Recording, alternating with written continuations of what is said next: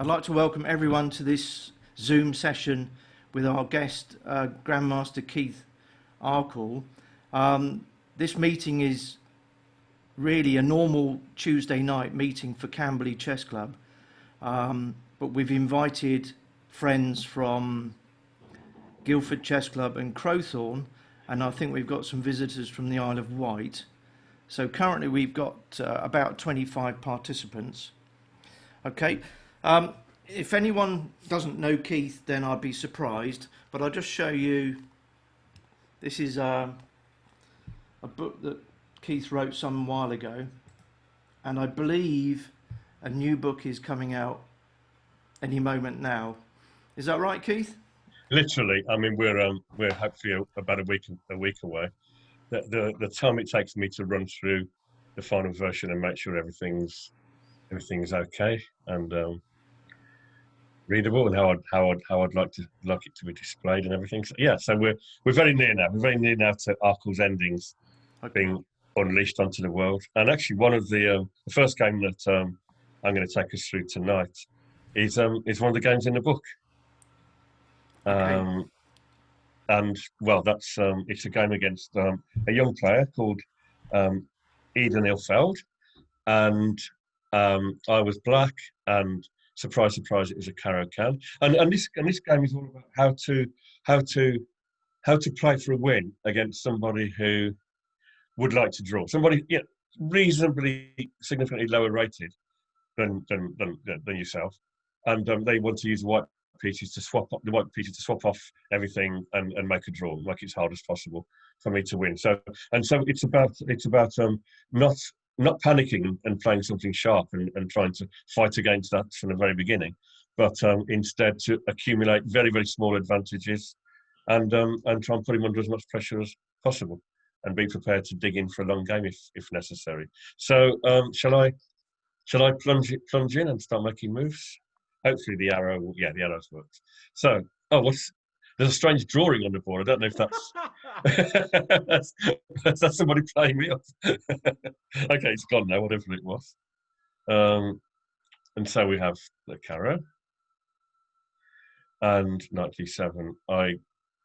As I was telling John earlier, I used to play bishop f5, and with some quite reasonable success. But then one day I lost a league match. I lost a league match against a guy called Eric Myers from Worcester. I don't know if John Wrench knows that name or remembers that name. I lost one game in 2 years of playing the bishop f5, and for some reason I never played it again. And I just started. This is going back 30 years. I began playing knight d7. I can't explain why I've never played bishop f5 again. But yeah, knight d7 has been my main Caro weapon, and my opponent swaps off whenever he can. And knight e5, bishop e6 bishop e6 looks a little bit awkward, but you're planning to fianchetto the f8 bishop, so it sits perfectly happily on e6 and also stops white from playing bishop c4, which is the best square for the white bishop.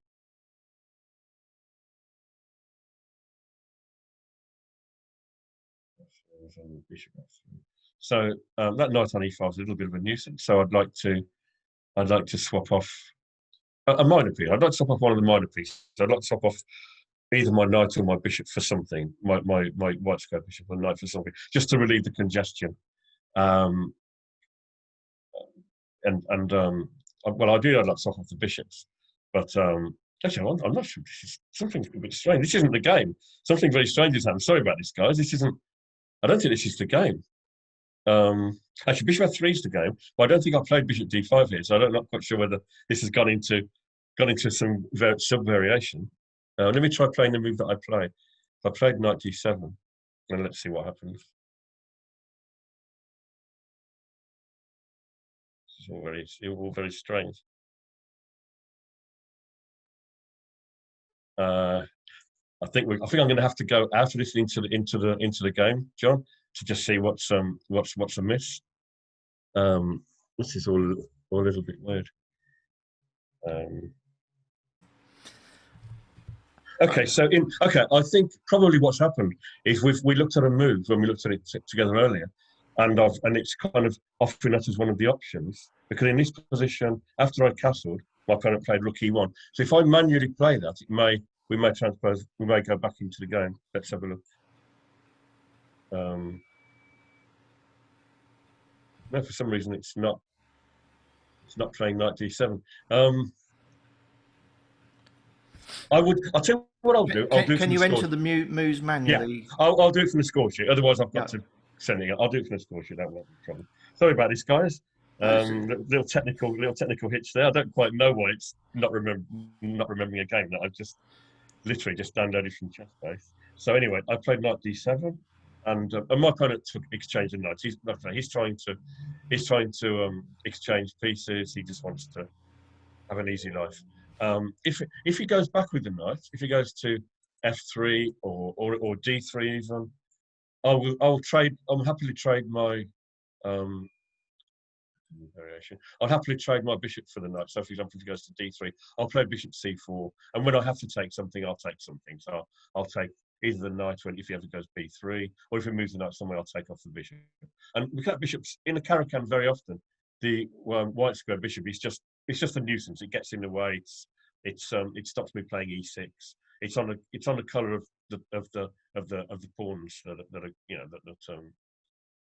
want to follow in after it. So I want to swap that bishop off. So if he goes knight d3, I'll go bishop c4 and swap. If he goes knight f3, I'll play bishop g4 and then swap when I have to, and then play e6 and get my pieces out, bring my pieces to the centre, my rooks to the middle, with my queen somewhere like c7.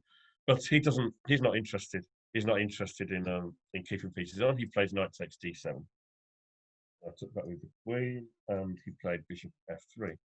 So I guess I played rook e8 first, and he played bishop f4. So I guess we can maybe ask the first question to everybody. And the question is, what would Black like to do? What's the next stage, next plan that Black would like to kind of unleash in this position? So can we unmute everybody, or I don't know how it works, or do they type to you, or?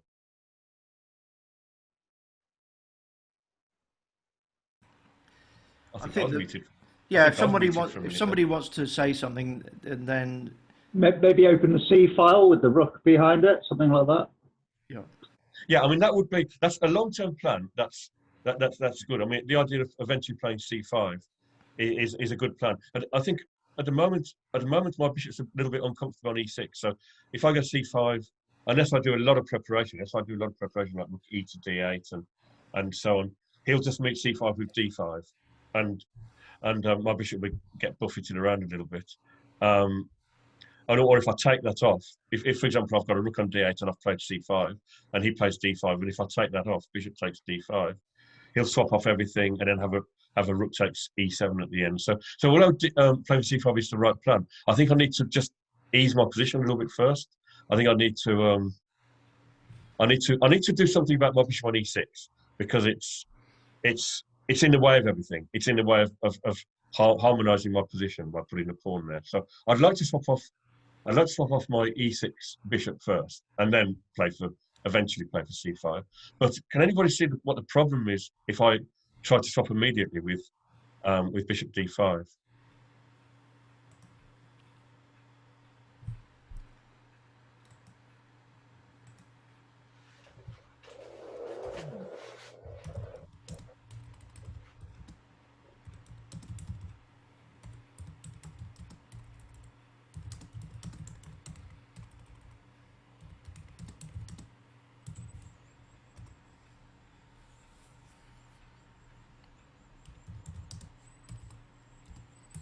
Anybody see what is a good reply for white if I play bishop D5 this move?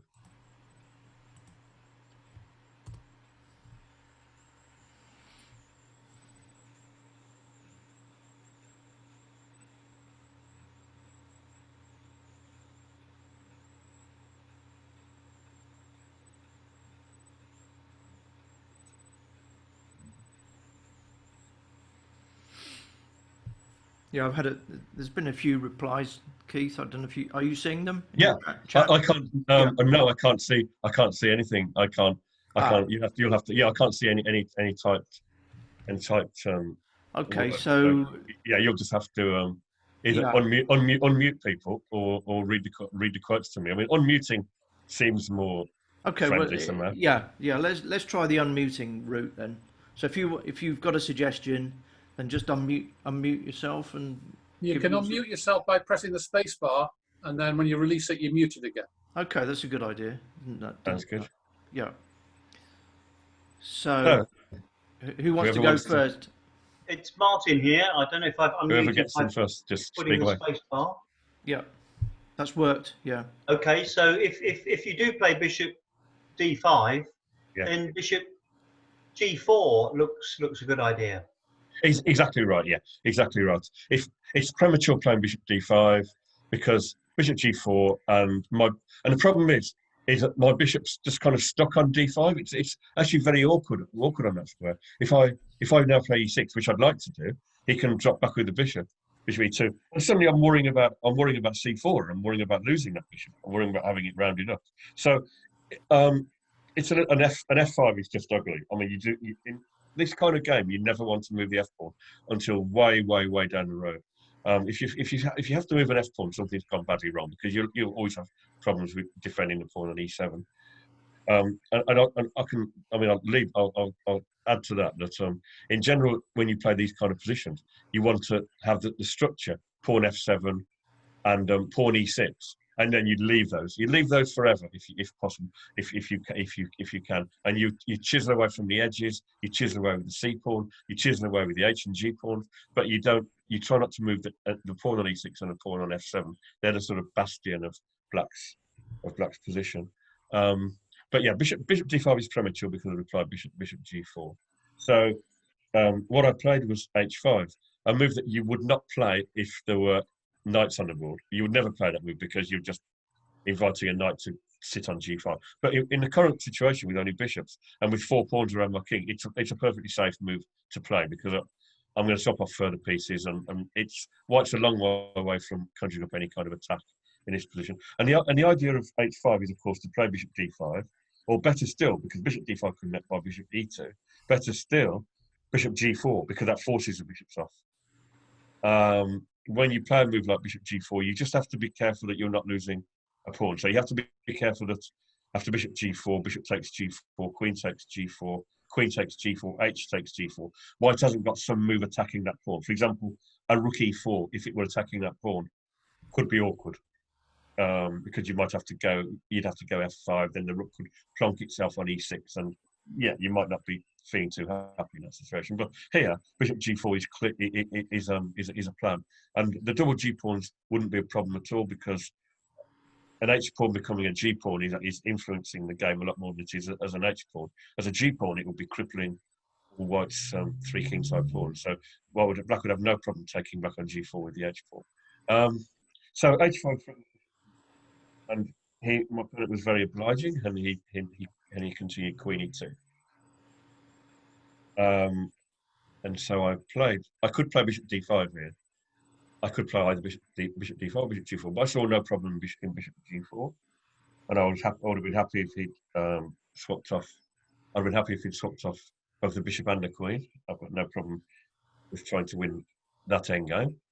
G4, and he forced me to take, and so I took, and Queen takes, and Queen D5. At which point Black is not worse. Black is absolutely not worse, and Black may be very slightly better. The Queen's very nice on D5. If White retreats, Black can play Rook A D8, Rook D7, Rook E D8, and just at his own leisure play for C5 when there'll be pressure down the D file, possibly even winning the only open file, the D file. And meanwhile, Black will put the pawn on E6, so everything will be very solid. White having the E file will mean absolutely nothing. So Black's very comfortable now, and my opponent played a little move which again just slightly improved my position. After Queen takes D5, C takes D5. This C pawn is just a little bit stronger as a D pawn. At which point I'll break into my hierarchy of pawns theory. In all the kind of classical chess book we read about, it's good to capture towards the centre. But I slightly redefine that as in normal position where both players are castle kingside.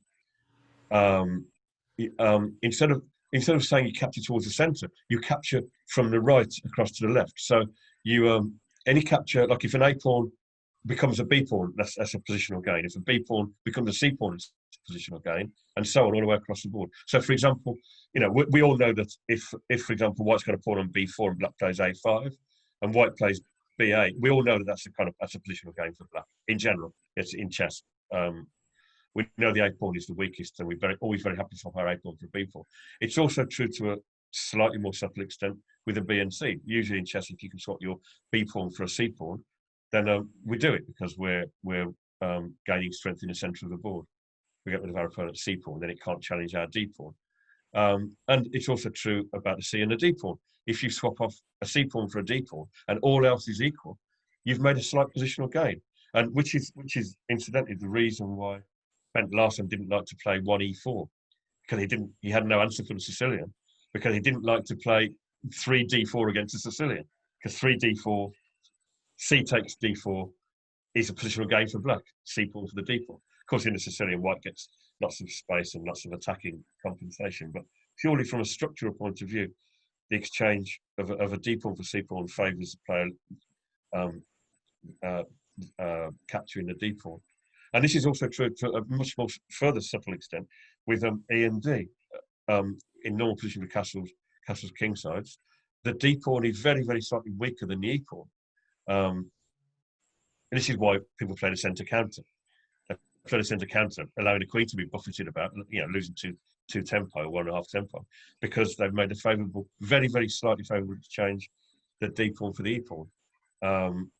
And it's also true with E and F. And this is where you go slightly against the kind of classical rules about capturing towards the centre, because I believe an F pawn is fractionally stronger than an E pawn. So I absolutely, when I see somebody play the King's Gambit, I'm just cringing, because they immediately, messing about with their two most valuable pawns. But yeah, from the A across to the F, I believe that pawns gradually increase in value. As far as G and H are concerned, that's more to do with king safety and the specific issue that's going on the board. So anyway, he plays queen takes d5 and I play c takes d5. I'm now structurally slightly better because I have an e pawn in exchange for my opponent's c pawn. This enables me to have a very clear-cut plan, which is a minority attack, which is to move the b pawn, play b5, move the a pawn to a5, and then play b4. And however White reacts to that, he would end up with a weakness. If he plays c takes b4, I'll play a takes b4, and he'll have a backward a pawn and an isolated d pawn. If he just lets me play b5, b4, and b takes c3, then when he recaptures, he'll have a backward c pawn on an open file. So this position is now set up for a minority attack.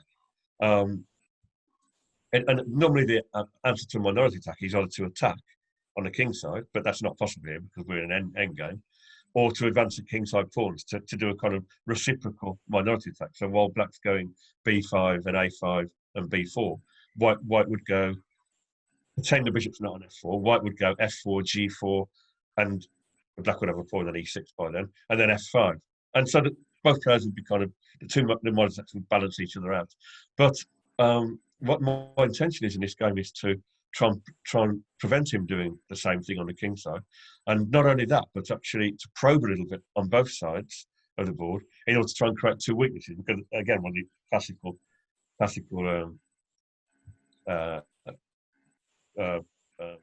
the word I'm looking for?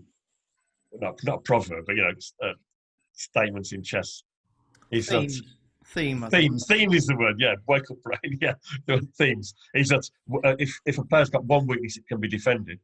If a player's got two weaknesses, it's much more difficult to defend. So with that in mind, I want to do both a minority attack and maybe try and create a weakness somewhere else, which is kind of what I get the opportunity to do over the next few moves. So he takes the queen off, and he plays very sensibly. My opponent, by the way, for the record, he's about 200 grade. he's a sensible, strong player, and he plays a very good plan now. He brings his king to the D3 square, where he can support the queen side against my upcoming minority attack.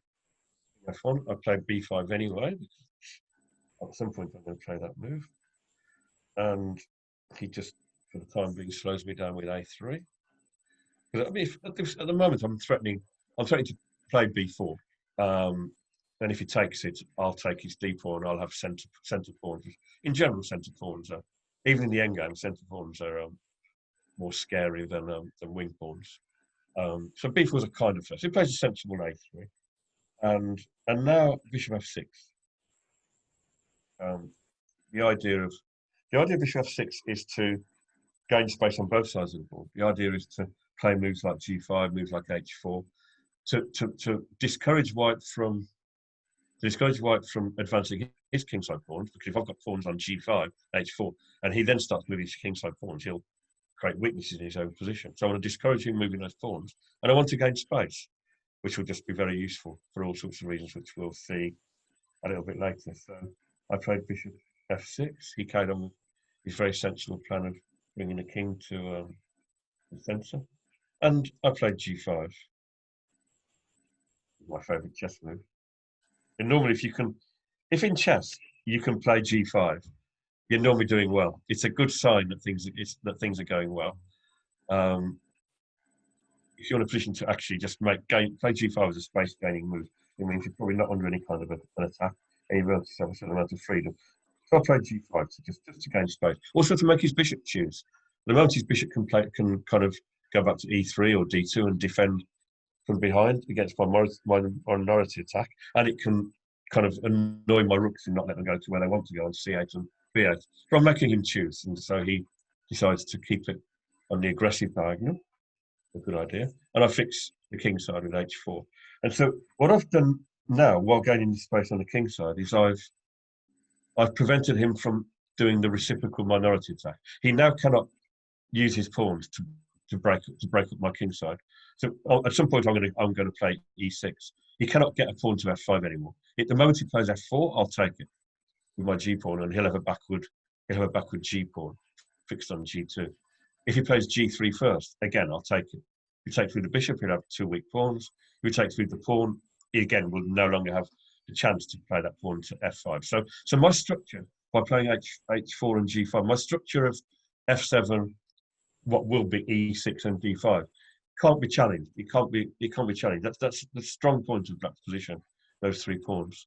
So I'm securing the king side against any attempt to break it up.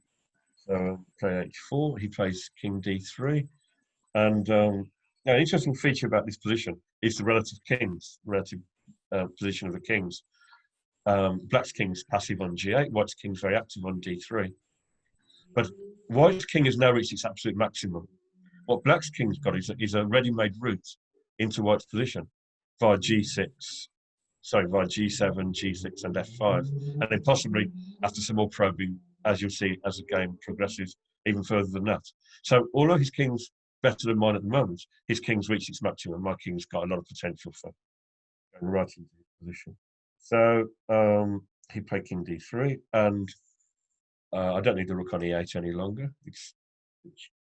Everything can be defended perfectly well without it. So I'm just preparing to play A5 and B4 and put a little bit of pressure on C3. And he now decided to swap the bishops. He played bishop E5.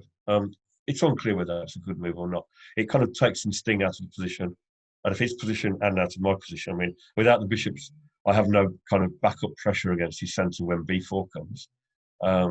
But also, I've got more freedom to move my rooks without the bishops. It's not. I'm not sure whether he should do that or not. But he wants to just swap pieces off. He thinks that the more pieces get swapped off, the nearer we get to a draw. I played king G7. He now played a very good move because he doesn't want to sit back and just wait for me to play A5 and B4. So he plays A4 himself. He takes the initiative to me. And now there's only one move. There's only one move here. I won't ask you to say what that move is, because I think it's quite obvious that if those two pawns get exchanged, it's clear White's on top. I'll suddenly be in trouble. If I have to take that, he plays rook takes and doubles rooks, and I've got a weak a pawn, and I'm big trouble, probably maybe even losing by 4. So clearly against a4, I must play a6. I must keep my structure intact. Keep the option of playing for b4. So a4, a6, and he carried on very strongly. He wants to double rooks and drive me off the a file. And e6. And now he has to make a decision. Well, actually, he doesn't have to make a decision yet. He goes rook a3. Rook ec8, bishop e5, king g7, a4, a6, rook a3, e6. Oh yes, in this position, if he now plays rook a1, which looks like a very sensible move, I can take his bishop off, takes, and then go here. And the more you look at this position, the more you realize actually it's very unpleasant for white, because I have his e pawn is very, very vulnerable, because I've fixed his kingside with h4 and g5. He can't play g3 and f4, so he can't support his e pawn with pawns. And so I've got a very serious plan of playing rook c4 and rook e4, which would just win the pawn. Meanwhile, he has no chance of attacking any of my weaknesses, because, I mean, even if you give him a lot of moves and give him double rooks on a 7th to attack my f-pawn, I'll just use one rook to defend the f-pawn and the other rook to come and get his e-pawn. So he has to take very seriously my threat of rook c4 and rook f4. And also the threat to play b4, positional threat to play b4, which would give him a further weakness.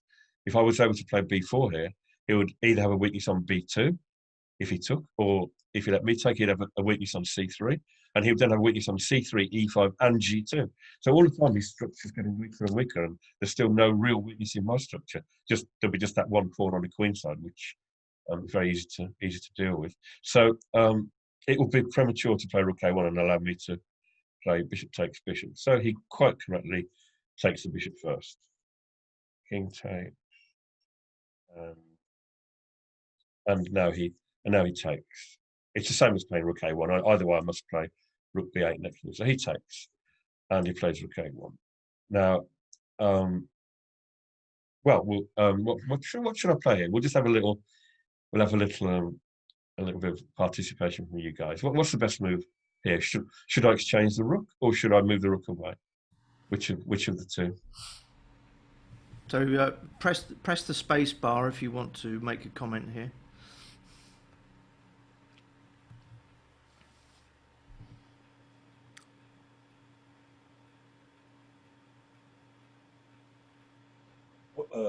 Well, if you exchange rooks, won't you always be tied to the defence of the b5 pawn with the other rooks?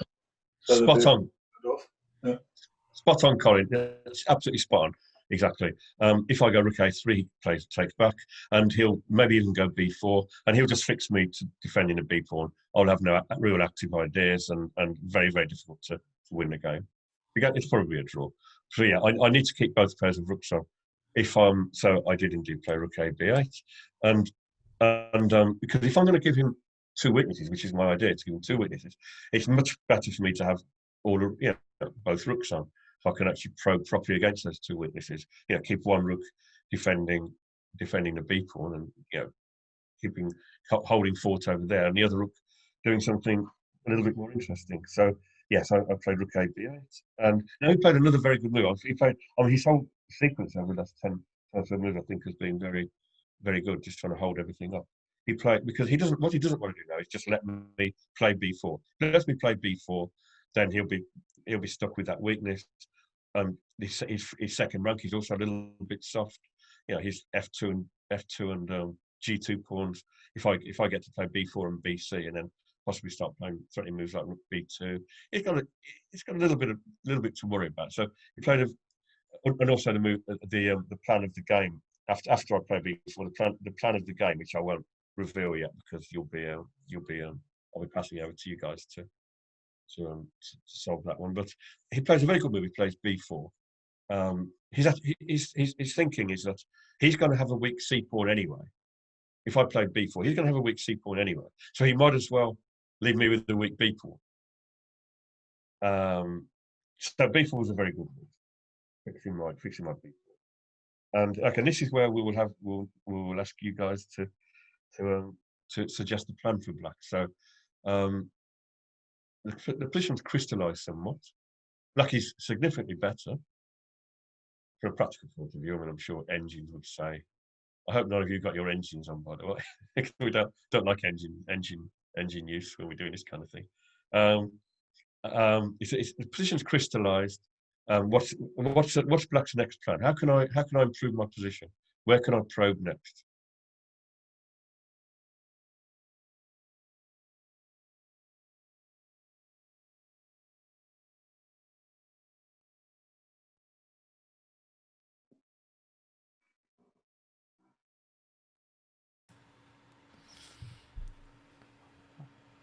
I've had a suggestion, Keith, from Phil of, Huh? of King F5. I mean, presumably you're after a plan rather than just a move. Yeah, a plan. Well, it's a kind of a move and a plan. A move and a plan. I mean, King F5 is a very natural move. I think it's the one I suggested when we. Yes, it was. Yeah, it's a very natural move, but I don't want to provoke him into playing Rook A7. I don't want to provoke him into attacking my pawns. And I'll go King F5. I mean, he'll go Rook A7. I've then got to decide what to do about that pawn. If I go passive defending it, he can then start infiltrating. He's going to double rooks. He can then, from a position of double rooks, he can maybe put one of them on A5 and one of them on C5. And I'm on the defensive. And if I move the F pawn again, it's kind of like I'm weakening my pawns at a moment when his rooks are active. He can go there. Maybe that threatens Rook A6, and my E pawn's getting a bit vulnerable. And if I go E5, my D pawn will be vulnerable. Somehow or other, I'm passive and he's active. So the last thing I want is my pawns to be destabilised. So although King F5 in principle is the right direction, it's just the timing isn't quite right. I need to, because my king's nicely defending my pawns at the moment, and I don't want to create I don't want to create a weakness in my position. I want to create weaknesses in his position. So any other ideas? Can you put a rook on G8 and play for G5? Spot on. Well done. I can't read which one of you said that, but Steve. Hi, Steve. Yeah, great. Yeah, exactly. You've got it spot on. Yeah, I play Rook G8, and I'm now thanks to my space gaining earlier, the G5 and H5 and H4.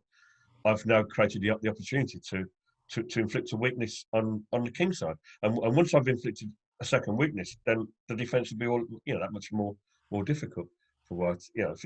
And I'm threatening now to go G4. If he plays some random move and lets me play G4, then he'll be in a bit of trouble. Let's say I'll just play some move. If he plays some move and lets me play G4, then however he responds, he'll have some significant problems to deal with. I mean, if he takes that, I take back, and I'm immediately pressuring his whole king side. If he lets me take, he'll then have two isolated pawns. I'll have a rook coming to G2, then possibly to H2. He'll be hugely on the defensive. So he absolutely does not want to let me play G4. So he plays the obvious move to stop me playing G4, and to absolutely stop me playing G4, which is F3. We had a suggestion, Keith, before Rook G8 of black should double his rooks on the C file. That was Daniel's idea. Yeah, hi Daniel. Yeah, the problem is with doubling on the C line is when I'm doubled, my rooks will be completely used up. So I'll play Rook C7, Rook B C8, and all he needs to do then is to have his king and one rook defending the C pawn, which is very, very easy for him to do, and he'll then have a spare rook to do as he wants with. So if you picture, if I say, for example, go here, he puts his rook. I'm just going to go up. He puts his rook here. I go here. He goes here. That's it. That's me. That's me out of ideas. My rooks are completely used up. I can't improve them. I can't do anything with them. Meanwhile, he's threatening Rook B7. So in fact, if I play it like this, his king is actually more useful than my king. His king is defending his weak C pawn, but my king is a long way away from defending my weak B pawn. So in fact, I'll actually be under pressure. I might end up standing worse if I use up my rooks in this way. So if I had three rooks, if we had three rooks, or if there was a queen as well, then that could smash straight in against C3, and he would have big problems defending it. But with two rooks, it's too easy for him to defend. Well, yeah, as a principle in chess, of course, going up on a backward pawn is a good idea, but this is a kind of slightly unique situation where it just doesn't quite work here. So, but yes, I did indeed play the rook g8, and he played f3, and so I now probe a little bit more. I played king f5. The difference now is that it's not just a move that's improved my king. It's got some specific direct point to it. It scares him a bit. He doesn't really want to let me play king f4 and king g3, even though that's not, it's not a winning plan. But it's something that I'm posing him with an awkward problem. From a position where he's just thinking this is an easy draw, swap some pieces off, just stop not doing anything. He's suddenly now got to ask himself a question: Do I allow king f4? Do I not allow king f4? It's an awkward moment for him. I think actually he made I think he's made his first serious mistake. He's made some very, very minor mistakes up to now. I think he now made his first serious mistake, and it's a very natural mistake to make, which is he plays king e3. I think he should go rook a7 and try and get counterplay against excuse me, against f7 against my pawn. He should play rook a7 and I'll either play f6 or play rook f8 and renew the threat of king f4 and carry on probing. But yeah, he played the natural but not very good king e3. Yeah, to win a game of chess, you've got to have at least one. With black, you've got to have at least one mistake of some significance, and that's the move. But the ingredients were there for that kind of error to happen, because I've made these little gains, and he's under very, very slight. Yeah, he's under. He can feel a bit of pressure. So to have a king there, of course, this rook on g8 is doing nothing now. I'm never going to go g4 now, so I switch it back to c8, and from c8, I'm tying his rooks down. He's now lost a chance to enter my position with his rooks, which is a bit of a relief for me. And I'm now threatening to just by very natural moves to put him under a lot of pressure. As John pointed out when we looked at this game earlier, if he just defends passively like this, I can go here and let's just say he does nothing, and I can go here, and then he's got to deal with the threat of rook takes b4. There's a nasty little pin on the c file, and if he deals with it like that, suddenly I've stolen the a file. So by retreating when he first challenged the a file, and then creating some weaknesses, I've now been able to pounce and take the a file off him. And once I take the a file, then he's got serious problems. My rook can come down to a1, and when I've got everything ideally placed, I can finally start thinking about f6 and d5. I can even play rook a1 and bring the c4 rook back to c8. To a8, and then try and bring both rooks into his position, bring both perhaps even to my 8th rank, and really kind of put him under huge pressure. So he doesn't want to be under that kind of pressure this early. So there's another little point that when I was looking at with John, which we kind of discovered by accident, which is that if he wants to avoid that little cheapo of putting the rook on c1 and allowing the little rook takes b4 trick, he can try and defend laterally. He can try and go here, when there is no point at all by playing this, because then he can just defend everything like that and threaten rook a5 and I'm not really getting anywhere. I can maybe go king f4 at some point, and that's not ideal for me. But after he goes there, what I can play is there, and then it's a very, very strange. Is this a position that we did the Zugzwang in, John? I can't remember. I think it was, wasn't it? Looks familiar, yeah. I think actually we played one more move. We had so we played a move, and then black played here, and then white defends the a file. Incidentally, the rook there would lose a pawn to rook takes c3 check. So white just tries to hold on to everything like this, and this is where black just does a move. It doesn't matter what, black just doesn't move. And this is quite an unusual Zugzwang. Neither the rooks can move, and if the king. I think it's unusual to have a Zugzwang with 4 rooks on the board. Yeah. It's the same Zugzwang, which I think when I've demonstrated this game before, I hadn't noticed this. I hadn't noticed this position.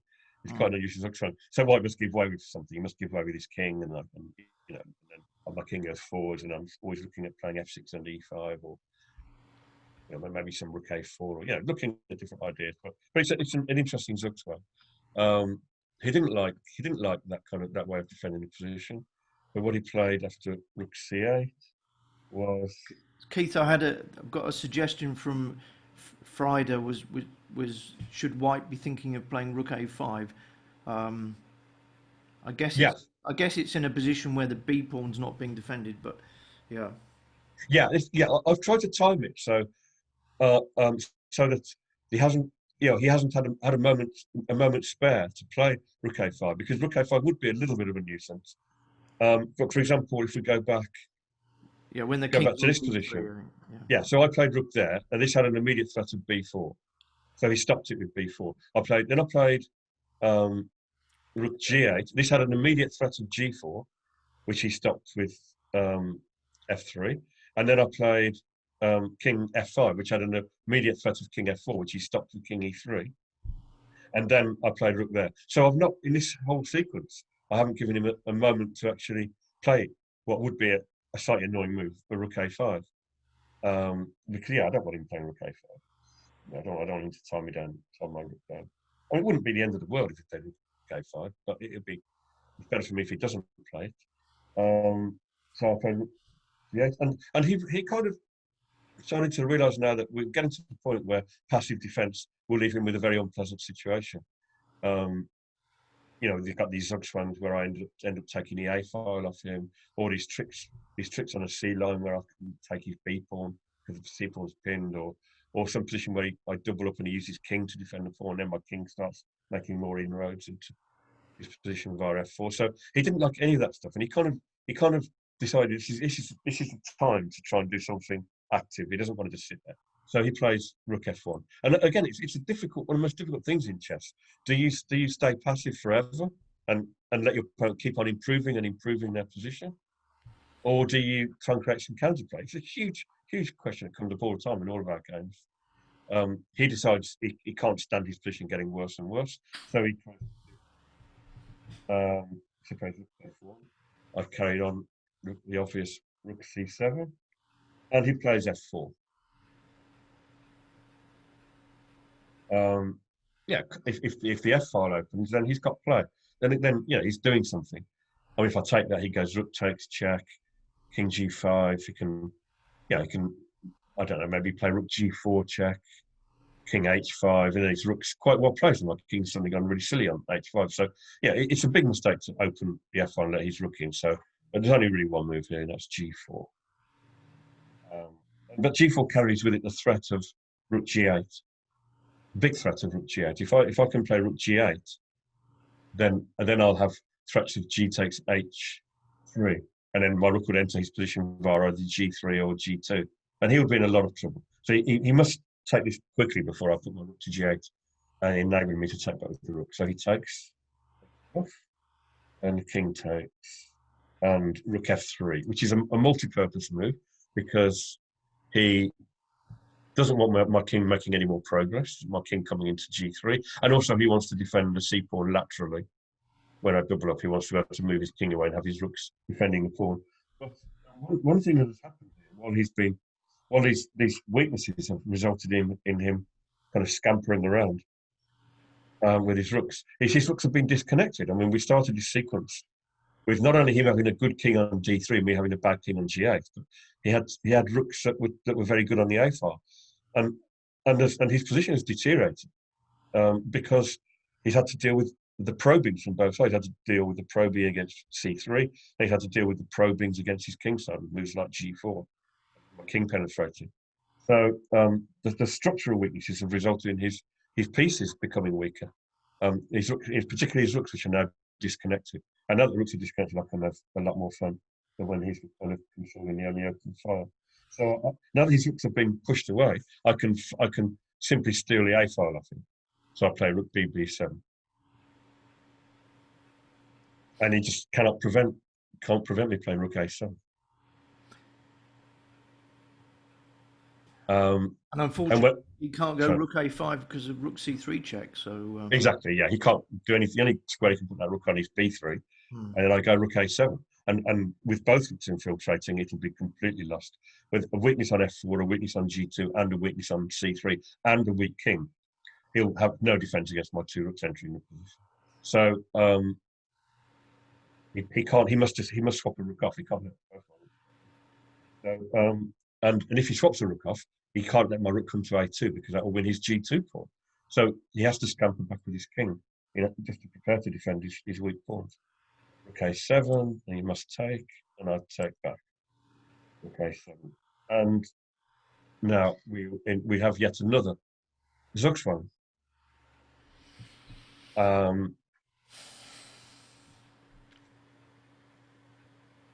So his rook's stuck,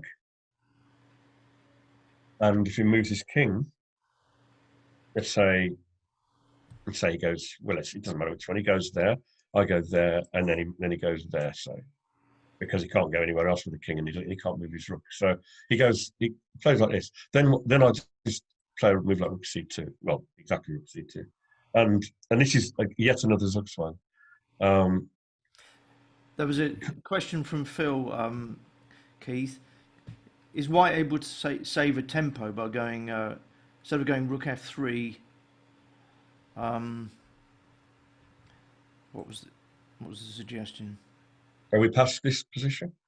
Is this Ian, or is this Steve or Ian? Or, I think when the rook's on. Yeah, play to rook h1, Phil. rook f3. Yeah. Okay, so yes, I think rook h1 would be more active. I mean, I play in the same way. I play rook here, and again, he doesn't want to move his rook away completely. He doesn't want to move his h1 rook away to a1 because then he's allowing my king to go to g3.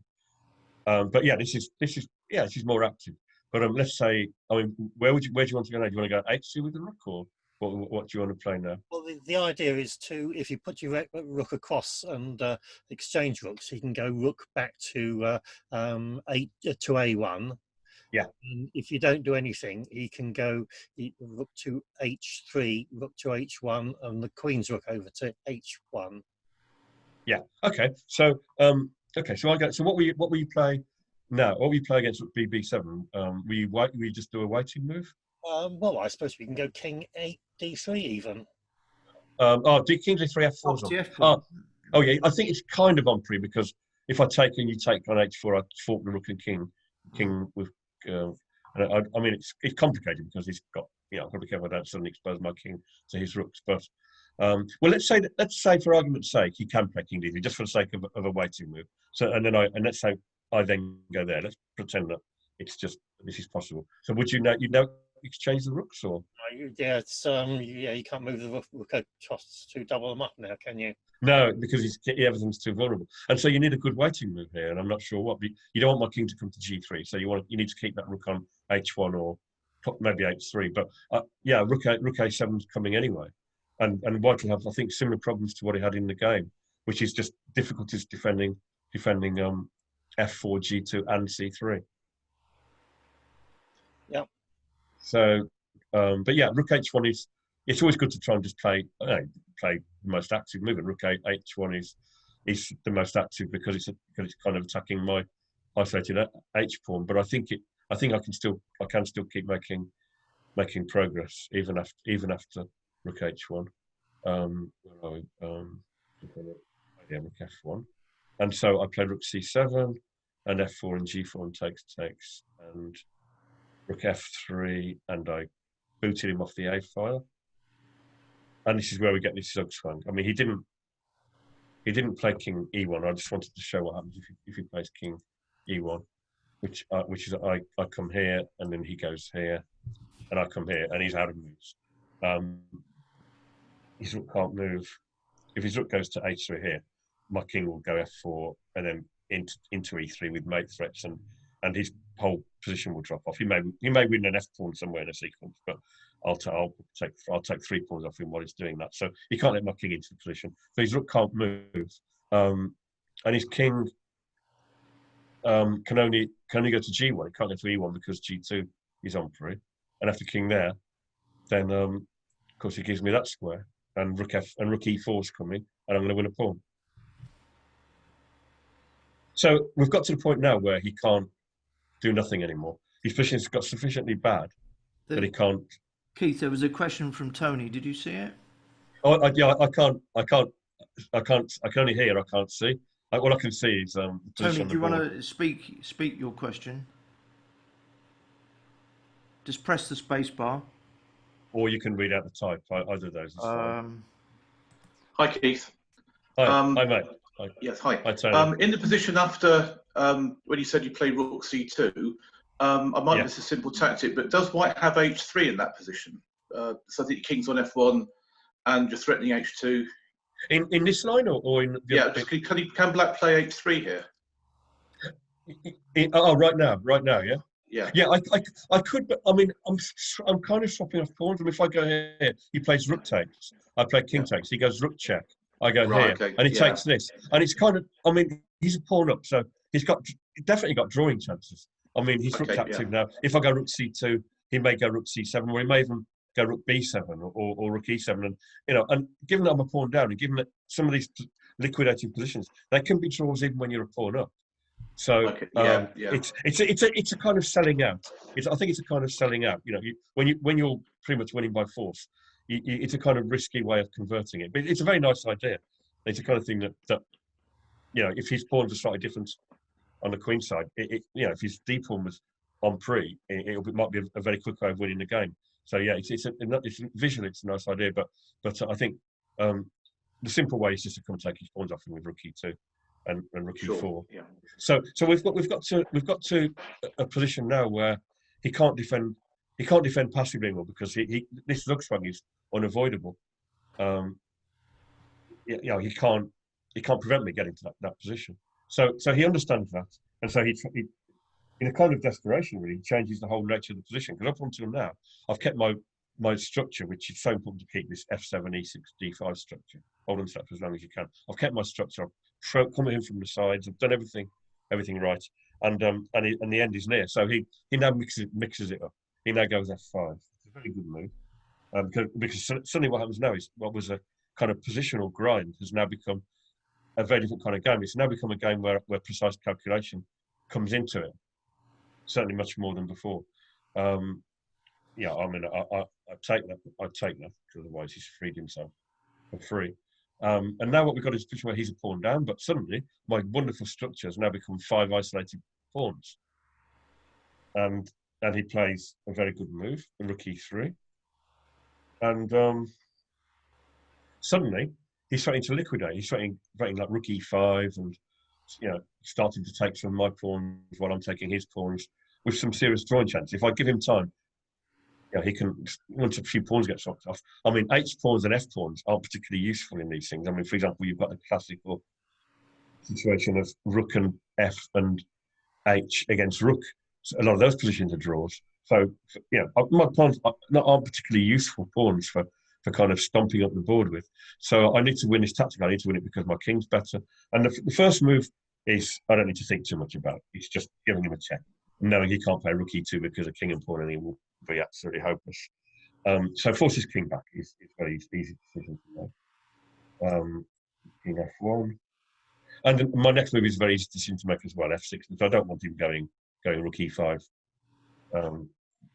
unnecessarily. He doesn't, I'd rather him have to fight harder for those pawns. And so another good move, he plays rook e6. Attacking a pawn. It's useful for him to get rid of one of my f pawns. If he leaves me both f pawns, then I can kind of swap one off and then use the other one to kind of shield my king into his position.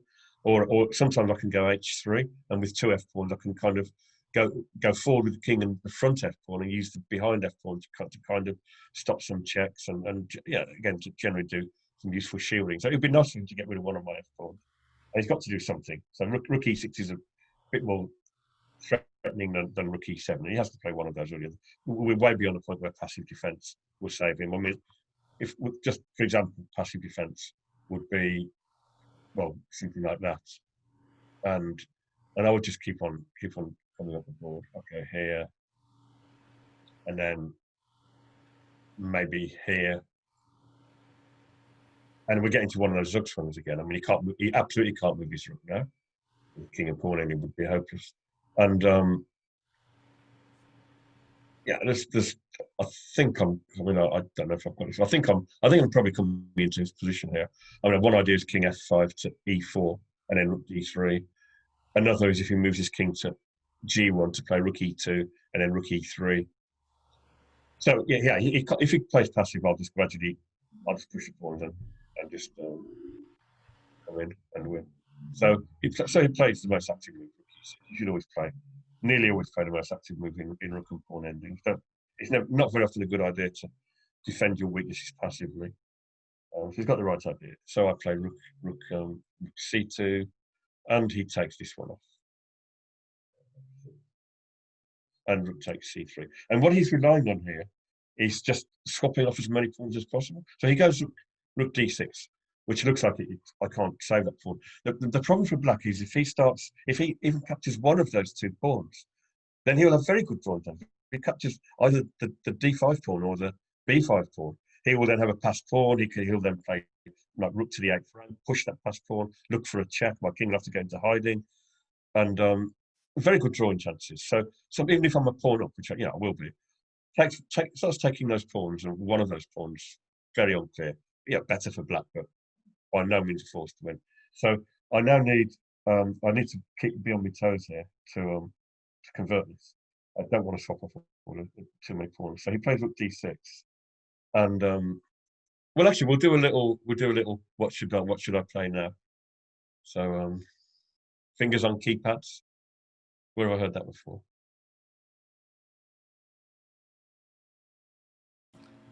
There was a suggestion from Phil. Perhaps Phil would like to press the space bar and say what the suggestion was. Phil? Hi, Phil. Yeah. Can you just go back to where he played rook to e6 and play rook to e8 instead? And leave both f pawns there and go after one of the d or b pawns. Okay, so straight away go for them. Yeah. So silly thing. And go. You want to go here instead? Okay. Yeah. So I mean, my first thought is to start by. I'm torn between playing h3 first and attacking these. Let's say I attack the c pawn first. Okay, you go rook to c8. Okay, rook. Just defend. I know you want to go rook c5. Okay, yeah. So now I have to be quick, and so I'll go h3. Okay, we'll have to take that. You have to take that, and I'll go there. Now I've got a big threat. Okay, and we can shift the king over to the queen side. Yeah, and now I will simply push, and I'll say, what are you doing? I know what I'm doing. I'm going king e3 and f3. So, well, we'll go to rook c5 first. Yeah. Okay. So you want to defend your pawn and hassle my pawns. Now the problem with this position, it's all based on how bad White's king is. The problem is that White's not just got to deal with my pawn advancing to queen. He's actually got to deal with serious mating threats. Yeah. So that's another mate threat. So how do you defend against d1? King d1, yeah. Because against king f1, I just go f3. Now I think there's actually two. I think I can even sacrifice my rook here and play f3. And his rook's just not really stopping me queen and pawn. But that's a flashy way of doing it. But I guess I can also play. I can play check and then play f3, and he's just not in any position to stop my pawn going all the way. If he goes here, I'm going to gain a tempo, and I'm going to go f2 check and then rook d1 check. Yeah. Okay. And if it goes the other way, I'm going to play f3, and again, I'm going to win a rook very, very, very quickly. Okay. Thanks. Thanks, Phil. Cheers, Phil. Yeah, it's an important to have an answer to him playing actively with the rook. It's very important to have an answer to this kind of idea, and it's usually to play h3 and bring my king in, which actually means that I won't. Where are we? He played rook e6, didn't he? Yeah, I won't. I'll play my nephew because I actually did play h3. No, I don't. we've seen the idea now. So I played h3. The idea is to just the h pawn. The h pawn is usually pretty useless in rook endings, unless it's some big outside pass corner. You've got a rook behind it, and the opponent's king is on the other side of the board. In general, h pawns are pretty useless in rook endings. But I just well, I played rook c2 first. He took off my f pawn. And rook c3. That's right. I played rook c3, and now he needs to attack my pawn before I attack his pawn. If he gives me one tempo here, I will play rook c4. He just plays some random move. I'll just play rook c4, and then whichever pawn he attacks, I will take the one that will enable me to defend it. So then I'll just end up winning all the pawns. So he needs to act quick. So he needs to attack one of my pawns quickly. So he goes after this one. He goes rook d6. And I played this h3 move. Important to make my king good. Because I can. GH. And king f3, threatening the mate. There's no bodies in taking the h pawn. It's just it's an irrelevance. King f3. And well, the first thing that strikes you about this position is the relative position of the kings. If we think back to when he first brought his king to d3 to defend his centre, defend his c3. And at that moment, my king was on g8. But this has been enabled to happen because he's always been reacting against my probing against weaknesses. He's always been reacting against threats against c3, threats to create holes on the king side with g4, and then threats to invade with my king via f5 and f4. So it was almost inherent in the nature of the position that his king wasn't really as stable as it looked when it was on d3, whereas my king, when it was on g8, had a very natural route into the game, which it was very difficult for him to prevent. So it's quite visual, the difference between the kings then compared to now. And my king up on f3, it enables me to actually basically to force a win of all his pawns by capturing his pawns with mating threats. So he played, I played king f3, and he played king. I'm threatening mate. If it goes that way, then whoever's first can say what's wrong with that move. If one of you wants to just either type or open their communication and verbal communication and say what move I play here. King e3. King e3, yeah. And king e3 combines the threat of mate on c1 with king takes d4. And, when he'll just start losing pawn after pawn. So he can't go to e1. So by elimination, he goes to g1. And now it's a little comment. This is maybe the hardest. It's maybe the most difficult moment of the game. This is main line. But this is the most difficult combination of the game, but it's very, very important. I mean, I can maybe win this in a messy way with king e4, rook b6, king takes d4, rook takes b5. So I can maybe win in a messy way like this. I'm not sure. It could be winning, but I don't know. It's 2 pawns each. He's going to go rook b8. He's going to push his pawn. He's got this h pawn to, well, I can take the h pawn now, but my pawns are broken. It's not always easy to push broken pawns. He'll put his rook to the 8th. He'll check me whenever I get my king exposed. He'll push his b pawn. He'll start attacking my pawns at the same time. I'll be distracted by the b pawn. And real drawing chances. So I don't want to get sucked into something like that.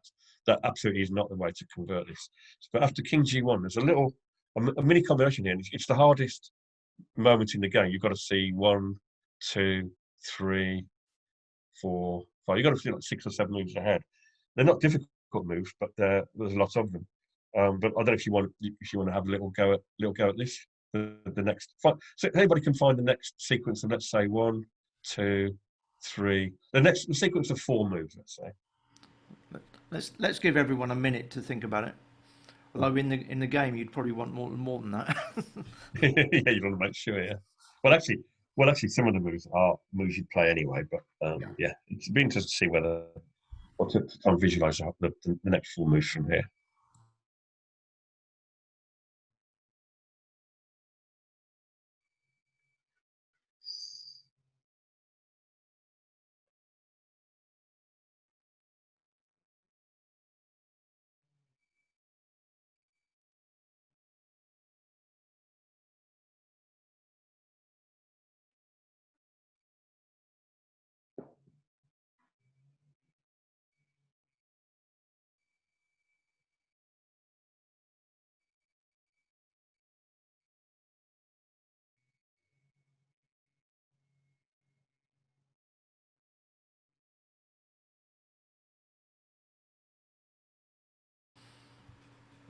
Okay, would anyone like to make a suggestion? King G3. King G3. He can. I mean, King G3 is a perfectly decent move. It's a perfectly good move. It threatens mate, and obviously can't take the deep. He can't take the deep one. I mean, I think that he will either go King F1 with the idea of rook takes D5, or perhaps stronger is to check, hoping to repeat. If King F3, which is the repetition, goes back to D6.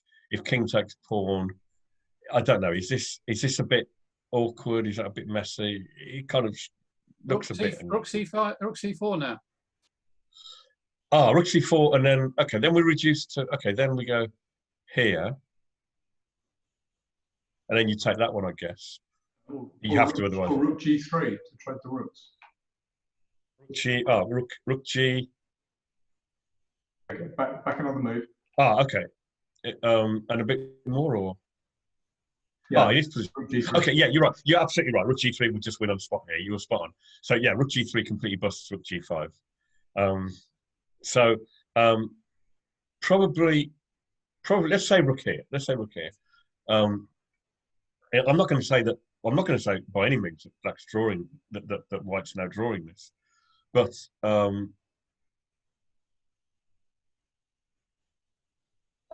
I can't say for certain that I'm winning either. Or I may be winning. It kind of feels like I ought to be winning, but it's a little bit of it's kind of annoying that my king's been kicked to the side just for the sake of his H pawn.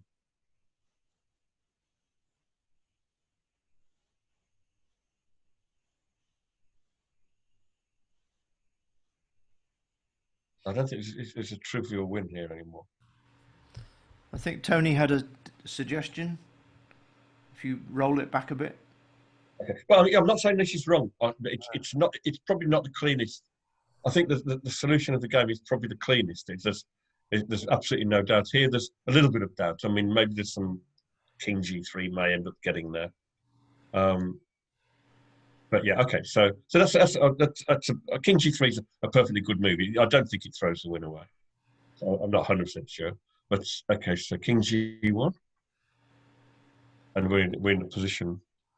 Rook C1 check first. Yeah, Rook C1 check. It's a very good move because you're improving the rook. And rook back to C5. Oh, you mean C4? Yeah. Okay, so I mean you're certainly right about the first move. After rook there, is this a problem? Don't know. Because you're running out of pawns. I mean, I'll take that. No, bring the king back a square first. Okay, so you want to come back to E4. Yeah. Oh, well, then you're dropping that one, and sort of I'm putting all my eggs in a basket of one F pawn. So it's kind of simplifying a little bit. Yeah, no, that doesn't work then. So yeah, it doesn't. I was thinking the same. Rook C1 check first, and then after King H2, then Rook C2 check. Yeah, those two moves. Actually, you can play without knowing that you're in the middle of a winning combination, because those two moves simply improve the rook. Like the rook started on C3, and after those two checks, the rook's on C2, which is a better square. It's much more flexible on C2. It can do much more damage. So anyway, those two moves are the best two moves, and incidentally, you are right as well. That is how the combination starts. And if he plays King H1, let's deal with King H1 first. It's quite a nice little move here. All the time, it's based on how bad his king is, how much more dominant my king is. Absolutely. We've got time to play F4 there. Yeah, I think F4 may well win, but it requires some very, very precise calculation, and I can't say for sure it's winning. It's a long way between. You've still got a long way to go to queen that pawn, and very soon it's going to be the only pawn I've got. I can't say for sure that this is winning.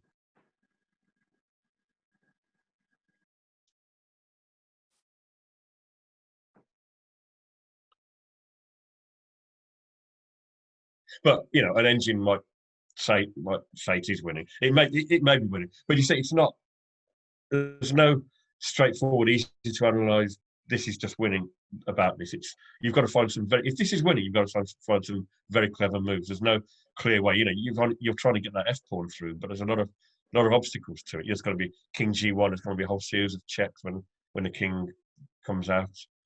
So it's a very, very complex way of trying to win it, and it may be winning, it may not be winning. But I mean, so rook C1 check. Where are we? Okay, rook C1 check, king H2, rook C2 check. These two moves are correct. Now, so we're dealing with king H1. There's a nice idea based on the very extreme vulnerability of his king, and the fact that his rook is going to be out of the game to some extent when it captures my d pawn. So you think about all those ingredients. There's a very nice move here. My opponent wants to play rook takes d5, and if it was his move now, he could play rook takes d5. Actually, sorry. Excuse me. That's not true. If it's his move here, and this is a big clue, if it's his move here, he can't play rook takes d5. And why can't he play rook takes d5? Somebody just say king g3 is mate. It's forced mate. Actually, it's not because it's not because in this particular position he would have a fluke. In this particular position, if it was white to play, white would go rook takes d5, black would go king g3, white would have a fluke, white would have rook c5, stopping the mate. So in fact, white is very, very much threatening to. Sorry, where are we? Rook c2. White is very, very much threatening to play rook takes d5 here because I don't have a mate. Because of this fluky rook c5, and then the rook can go to the back rank and defend against. What do you king g3 in this position, Keith? Rook to king to g3. I beg your pardon. And again, it's kind of we're back to. Actually, I think we transposed to our last idea, which is this check's just a bit annoying because my king's been booted to the side. King back is a kind of repetition. King takes pawn, rook back to d6. So king takes pawn, there's a rook check. I mean, yeah, I can play these moves. I can play them. I mean, maybe I can come and take that pawn. Maybe I can. Maybe king h1 is such a bad king that I actually can just improve my position by eliminating his h pawn, and then I'll end up doing what I did in the game anyway with his h pawn gun. So it's a tidying up way of winning. Just take the h pawn and then do what I do. But either way, you still need to find the same winning idea. Rook to b2, sorry. Rook to e2. Did you say e2 or d2? b2. d2. b2. Oh, sorry, b2. Okay, well, if you go rook b2 and he takes, and now he's forking. g3. King g3 now. Oh, yeah. And you haven't got rook c5. Aha, good spot. Yeah, so rook b2. Yeah, good, nice spot.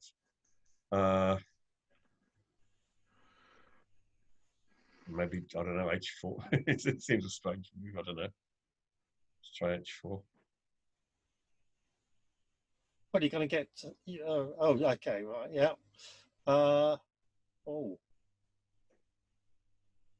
I'm just going to try and push that pawn and be a nuisance with that pawn. A rook takes pawn, I'm going to go h5 and just say, I don't care about losing those two pawns. I'm going to get a rook, pawn to 7. I'm going to try and use it to exchange some pawns indirectly. I don't know. It's maybe a nuisance. Maybe the h pawn got the board is a little bit of a nuisance. In that position, does the pawn just not get picked off with king g3 now? Okay, yeah. King g3. He has to play. Yeah. That's forced, isn't it? Rook checks forced. And king takes. Yeah. Yeah. And now king g1 and rook takes b4.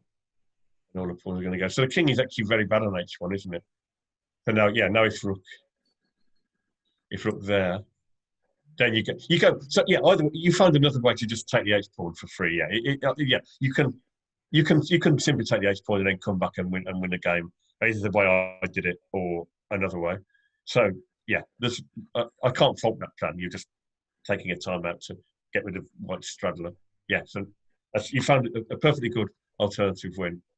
So that's very nice. That's very nice. So that was you can just simply attack the b pawn here. Yeah, look there. It's white's king is just very bad. So yeah, you can do it that way because rook d5 isn't possible. So basically, king h1 is a very bad move. And what I intended against king h1 for what it's worth is I intended to play where are we? I intended to play rook d2 and it's quite thematic because it's basically I want to take the pawn that when I capture it will be defending the pawn that he's attacking. So and it's based on the fact that he can't play this because of this again. That really is forced, mate. And so and the moment he can't take that, I'm gonna be able to play rook takes d4, and I'm just gonna harvest one by one all the pawns. So yeah, king h1 is basically a bad move. So back to this sequence again then. So rook c1 check, king h2, rook c2 check, and so we've established that for a number of reasons king h1 is very poor. So he plays, he plays king g1.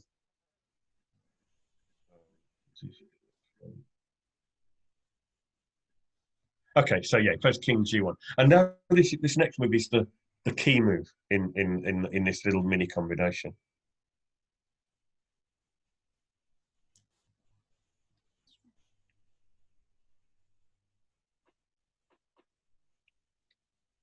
So if anybody wants to just, can you check on C1? Well, yeah, king h2. King h2. Can you play king f2 with the idea of rook g1? And there's a small problem. There's a small problem, and that is the f pawn is undefended. So you're going to lose the f pawn with check. Can you play rook g2 check?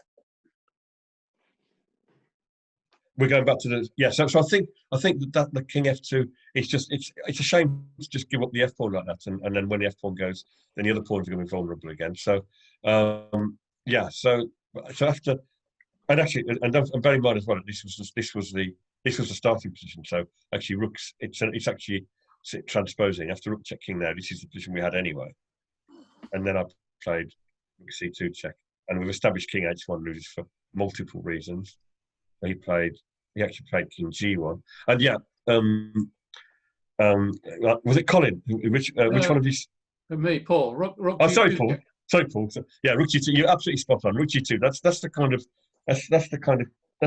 key move. Rook g2 check, because you're either forcing the king to go where we already know it's horrible, which is h1. After king h1, we already know that rook d2 wins because of the mating threats. Because he then can't play rook d5. So therefore, we know he has to go to f1, and after king f1. In fact, actually, he played king h1 in the game, but after king f1, now we've got the kind of knockout below. You've still got rook d2. Yeah, so it's exactly rook d2, and now we've got a series of checks: rook c1 check, rook c2 check, and the important rook g2 check. We've kind of forced the king to the worst possible square, and now we can play this with tempo. He's got to defend against the mate, and then we harvest. Then we start taking his pawns off him, and he'll just lose because he hasn't got pawns. So yeah, absolutely right. So in fact, because of he actually, well, it doesn't really matter which way he goes. He actually went king h1 after rook g2 check, and of course this move anyway, rook d2, and we know rook d5 isn't possible because of king g3. You can't do nothing, so he just tries to attack this one. And I know did the little harvest, which I forgot one of you suggested earlier. This little harvest it's never a bad idea to do this little harvest. Just get rid of his h pawn. So I went there. He has to play rook g6 check. I went there threatening the mate, so check. And I went there threatening the mate, and he checked. And I played king f3.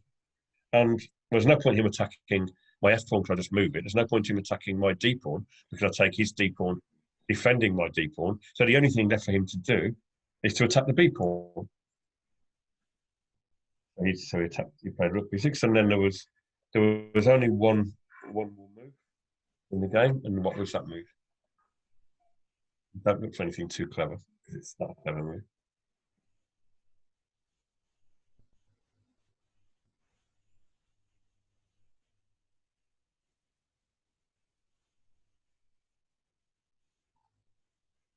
f4. Oh, f4 is bound to win. So I'm not. That's absolutely that cannot be wrong. It's not the move I played, but f4 is bound to win. I'm going to play f4, and I'm going to kind of take off him anyway, and he still can't play rook takes b5. So f4 would win. So, Is yeah, that can't fault that. Rook takes d4. Is that? Yeah, I mean, I just played rook takes d4, and it's the same old problem. He resigned here because the same old problem. If he goes rook takes b5, then I go king g3, and again it's forced mate. Yeah, and go there, and again it absolutely cannot stop mate. So yeah, so after rook takes d4, he resigned because if he doesn't take, then I'm going to just win all his pawns. I'm going to go 3 pawns up in a few moves. I'm just going to support my pawns with my king, and then take his last pawn with 3 pawns up, so he stops. So yeah, that's the end of that. It was a successful probe against weaknesses. Okay, I think that was a very instructive game, Keith, and That's good. yeah, very, very nicely played. I think double rook endings are. I always struggle to work out whether I should leave 2 rooks on or swap a pair of rooks off. But I thought bishop f6 was a very interesting move. In that yeah, I never predicted that when we looked at it earlier. I would not have thought of that move, but it freed a rook from defending the e-pawn, and it allowed you to play g5 and h4. Yeah, I think you're absolutely right. I think you've pinpointed a very key moment in the game. It supported g5, it supported my e-pawn, and exactly as you say, yeah, and h4. It was a very useful move, and it's probably the move that prompted him to get rid of that bishop soon afterwards. I think he had enough of that bishop soon after that, because he realised my bishop was quite a useful and a multi-purpose piece. But yeah, that was a key move. I think another key move was probably rook g8. I think rook g8, just extracting that further weakening from him, that extracting f3 from him, which gave me that kind of route into his position. Okay. Via f4.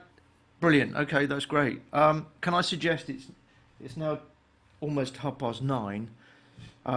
What I'm going to suggest is we have a natural break and then resume at 9:30. I think there's perfect for me. You've got a second game which won't take as long, I think. The second games are fun. The second games are fun. It's a more of a fun thing. I mean, it's not very. I wouldn't say it's got any level of instruction in it, but it's a kind of fun game. It's a game I quite enjoy showing, and it's a rare case of Arkell attacking in the middle game. So okay. So is everyone happy to resume at 9:30? I'm just gonna, we'll have a natural break. Yeah. Come back at 9:30. Yeah. Okay. Is that okay, Keith? Yeah, yes, fine by me. Yeah. Okay, let's do that. Brilliant. Cheers, everybody. See you in 4 minutes. Yeah. 3 minutes. 3 Yeah. minutes. In a tournament on Sunday, which I actually posted the position from it on my Facebook wall, and I managed to play it in 1 minute and 32 seconds for the whole game. And the reason was because it's pattern recognition. I've played hundreds and hundreds, probably more than 1,000 rook endings, so that stuff and blitz and everything. And you very much get used to the kind of move that is required and the kind of plan that's required. According to the pawn structure, according to the other details in the position. So a lot of chess you can play on. I'm not going to say. I mean, it sounds rather arrogant to say autopilot. There's a lot of the kind of positions that I play. The kind of position with kind of very logical, straightforward, easy to explain, easy to understand micro plans. Those kind of positions are. There's nothing surprising to worry about. There's no hidden subtleties that's like a lifetime of playing these kind of positions hasn't kind of revealed itself to me a long time ago. So it's I'd say the first half of that ending, first 2/3 of that ending, there's very little calculation, just lots of little 2-move sequences, lots of little kind of I go there, he goes there, and I go there, and that's improved my position. Loads of that, but very few until it gets complicated. To try and make it messy. Until then, there's probably not a single moment when I've thought more than 2 moves ahead. But while I'm only thinking 2 moves ahead, I'm thinking conceptually, as you say. I'm thinking way ahead. I'm thinking about structures that we're going to have way down the road and everything's going to move our way towards. For example, some of those Zux frames. The moment when I force the A file off him. Well, I'm only looking 2 moves ahead. Winning the A file. That's all we need to see ahead. But conceptually, I know that then my rook will come into his position, he'll get into sugswang, his king's not going to move anywhere. I can then make further inroads on c2, then e2, then e4. So that's all kind of like a kind of paint by numbers, chess by numbers. So I'm not analysing, I'm not doing I go there, he goes there, I go there, he goes there. I'm doing this is my plan, and there's nothing he can do to stop that plan. Okay, great. I think if everyone's back, we can resume. The second game, I think we'll probably have to skip past the opening fairly rapidly because... yeah, I'll aim to finish it by, I don't know, quarter past 10, something like that. Is anybody, would that be bad for anybody if I went 15 minutes past? I mean, we were originally scheduled to finish at 10. If I went a little bit past 10, would I lose anybody? Because if I'm going to lose people, I can actually do the thing in half an hour. I can do, you know, I can. I suspect most people will be happy to be here till 10:50. If they have to leave, they'll leave, and that's the way it is. Yeah. Okay. So okay, well, let's plus. If we're all here, let's soldier on it. So this game was played in the Surrey Easter Congress in 1996, and it's a very strong tournament. I mean, in that tournament, I had to play John Ems, who I managed to beat. I beat a young Simon Williams, who wasn't anything like the ferocious, incredibly talented. Well, he's always talented, but ferocious, strong monster that he is now, and a very, very strong GM now. I think John Ems was maybe about to become a GM. I think we both became GMs around about that time. And and my draw was against Mark Ferguson. And this was a critical game. Both Julian Hodgson and myself were on 4 out of 4. And we were both our peak ratings at the time. Julian was 26-15 and I was 25-45. And black against Julian was always a scary proposition, because he's such a good attacking player, so fantastic with the initiative. And deciding what to do right from the start of the game is not easy against Julian. So he began the game with d4. Now, already I'm thinking, I can't play knight f6. He'll go bishop g5. He'll unleash the Trumpovsky against me. And he scored he scored so well with that opening, understood it so well. That I can't have a trump. So I played e6. Completely. And now Julian's thinking, I played a trump. I don't play them. You know, that's my main queen pawn opening. The trump, I can't play the trump. So, but I don't want to go c4, because then Keith will go something like bishop b4 check, or even knight f6, and we haven't got normal trump positions anymore. So he could go knight f3, but it's not knight f3, knight f6 trump isn't quite the same. After knight f3, knight f6, bishop g5, c5, that's more options than against 2 bishop g5. So then Julian gets a little bit clever back. He goes e4. Julian can play both one e4 and one d4. And so I'm now forced to play d5. And Julian knows that he knew that when I played the French, apart from in my very early days before I even discovered the Caracan, when I played the French, I would always play the Fort Knox, which is, by the way, it's anything but a Fort Knox. It's a horrible position.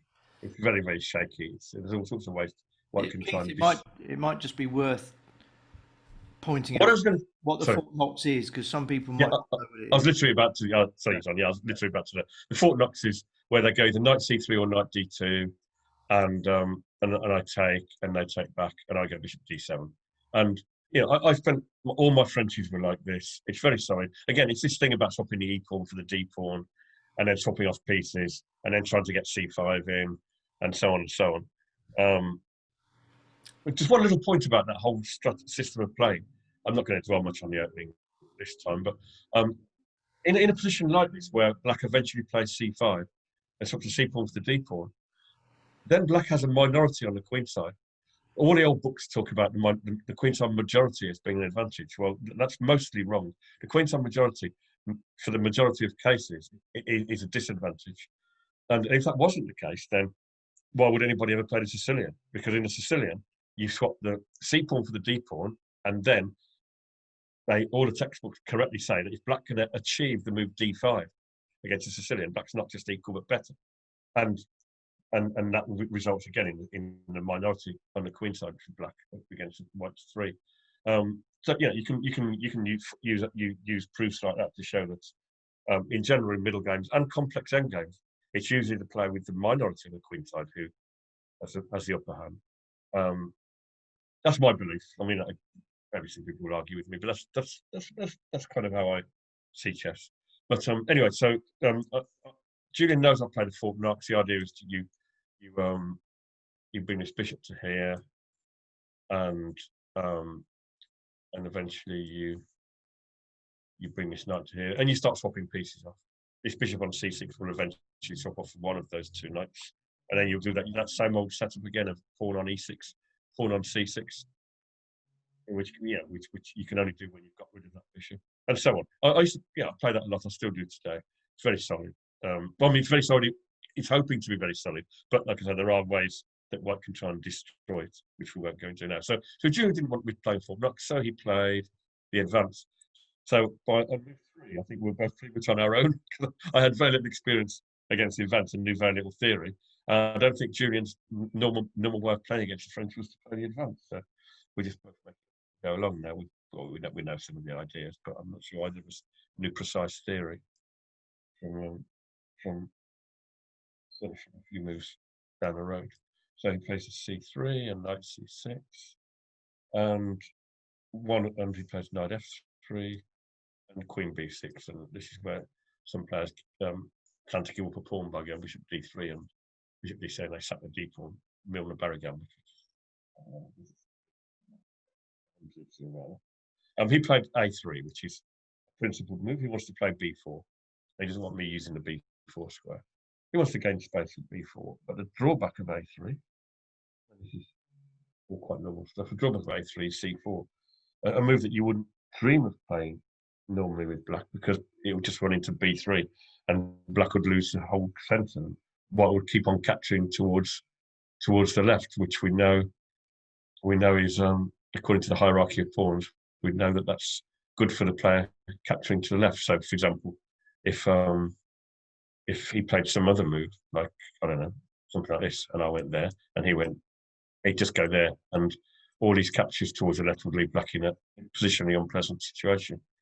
Because white's black centre will soon come under pressure, and that's got a very fluid pawn structure. So c4 is a bad move normally, but because my opponent's played a3, c4 is playable, because if he does manage b3 at some point, at least he can't take over the pawn. So I will have some secure squares. I'll have secure square on c4. I'll have maybe some pressure down on c4. So I played c4, and Julian played knight bd2 and knight a5, trying to discourage b4. And Julian grabs space on the king side. This is all very, very normal idea. Even if he castles over there and I castle on the queen side, even then it's quite normal for white to play on the king side while black plays on the queen side. We both play where we've got more space. So we play bishop d7. He played perhaps a little bit greedily with h5. I'm not sure. Somewhere around here, I don't think he plays the best moves, and he lets me get quite a nice position. Trying to read my score sheet. Oh yeah, I castled in this position. Julian played. I'm going to have to put the light a bit brighter so I can read my score sheet. Julian played g3, and I need to organise my king side a little bit. At the moment, I've got this knight on g8 and a bishop on f8, and they're kind of in each other's way. I want to get them both out.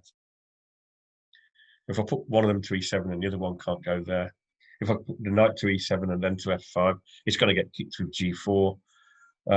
So I need to kind of make way for them to have squares. So I played f5 first, and this is kind of exploiting the fact that I wouldn't mind a draw. I'd be very happy with a draw in this position. We're both on 4 out of 4. I got black against the strongest player in the tournament. At this point, I'm playing f5 because I don't mind if we have either something very turgid. Julian likes open attack. I mean, Julian's good at all positions, but Julian likes open attacking play. So I didn't think this would be.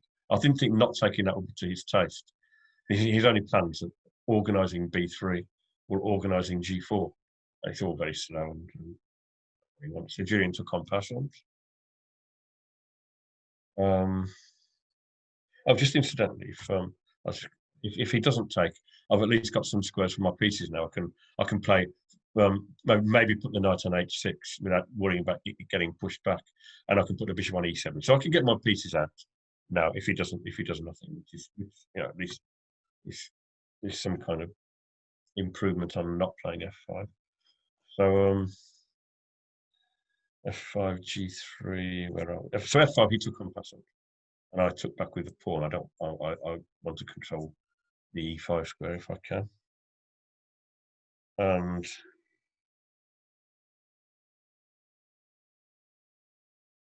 played bishop h3. Give him time. If he has time to castle and play rook e1, my centre may come under some pressure. I need to act quick.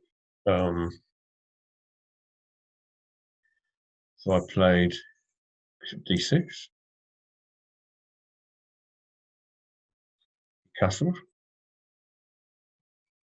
King's not a completely happy bunny in this position. His king's rather, I think he was a little bit over ambitious with his h5 move. I think he's given me some time to build up quite a nice position in the centre. So e5, he swaps rook, and he needs to do something quick. So he plays rook b1, and I also need to do something quick if he wants to go b3 and get some open lines against my king. So I played e4, knight h4.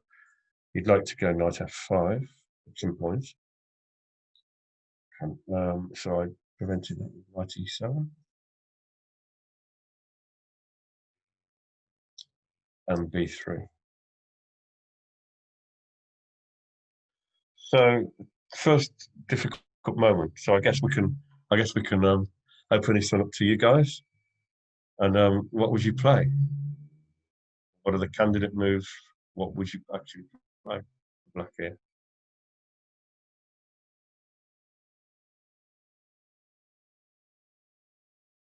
Queen c7. Yeah, I played good shot. I played Queen c7. Yeah, nice one, Paul. Yeah, was that Paul? Was that Paul? Yeah. So yeah, nice one, Paul. Yeah. I played Queen c7. I could also play e3, which is interesting, and then take on g3, or maybe even gang up on the or take on b3. But yeah, I played Queen c7 because he supports c4 and gets away from his rook, and aims at his king. Yeah, Queen c7. He took, and now what did I play?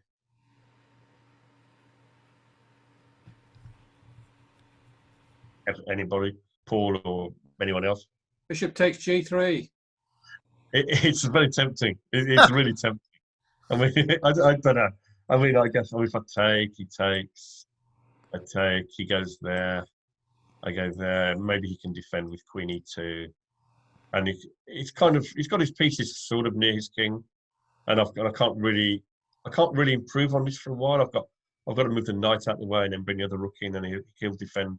Even by playing rook b2 and moving the knight somewhere like b1 or b3, he can sort of overprotect g2, and I don't think it quite works. Yeah, it's a real tempter, but I kind of did it the way without having to give up anything. I played e3. Yeah. And takes, and I mean on the surface it looks like I'm really doing well here against his king, but while I'm opening his king up, he has got pieces around it, and he has. I've basically given up on the centre. I've given up on holding. I mean, his pawn's gone to b3 and gone to c4, and it's developing quite a massive pawns in the middle. I've given up that possible, but I'm trying to really have a go at his king. So bishop takes g3. He moves to the attack knight, and rook g8, which is doesn't need too much thinking about. And Queen e2, all hands on deck. And okay, we'll have another little. We'll pass the buck to you guys again. So what are your thoughts, and what actual move would you play? Either of those, just the move, or what are your thoughts? What would you like to do? What would you like? What would you like to do as the next stage of building up the attack? Where would you like to put things, given enough time?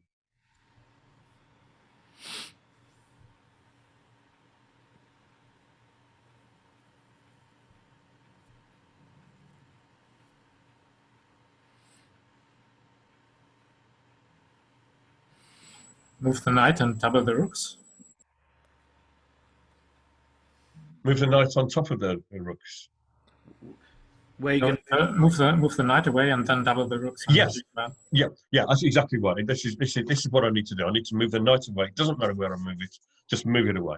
So, well, and it's not that difficult then to decide where to move it to, because only one square doesn't give it up immediately. So I played knight c6. I just get it out of the way. It's just a nuisance, that knight. It's not going to participate in the game. There's no route for it to participate. Just move it out of the way. And so he carries on. He attacks the knight, and now what? Sorry, just going back a moment, as an alternative to moving the knight and doubling the rooks, is there any mileage in bishop h2 followed up by queen g3 and queen h3? Ah, yeah. The problem is that I've still only got 3 pieces near him, so he's got the forces to get rid of me. So if I go there, he can go there, and he's actually trapped my bishop. He's trapped my bishop. So after queen h3, he can simply take that, and he's got. I can't attack him. I can't bring any more forces into the attack. I can't play. I mean, if I go knight f5, he may just take that off. And he's got rook b2 as a defensive move. So I've kind of, I've only got a queen and a rook left, and I think I've maybe just given up too much. No, the knight move stops it. Yeah, thank you. So yeah, but it's what I want to do. Certainly, it's what I'd like to do. But I just think it's not practical at the moment. So I get that knight out of the way. He takes, and so. Oh, does it stop it entirely? Because you can go bishop check and then rook into g3. Okay, bishop check, king here. Rook into g3. Yeah, rook g3. This looks interesting. But can he again play this move though? Can he again just? Okay, now I take your point, because now. No, you got rook h3. Yeah, now rook h3 threatens to move the bishop.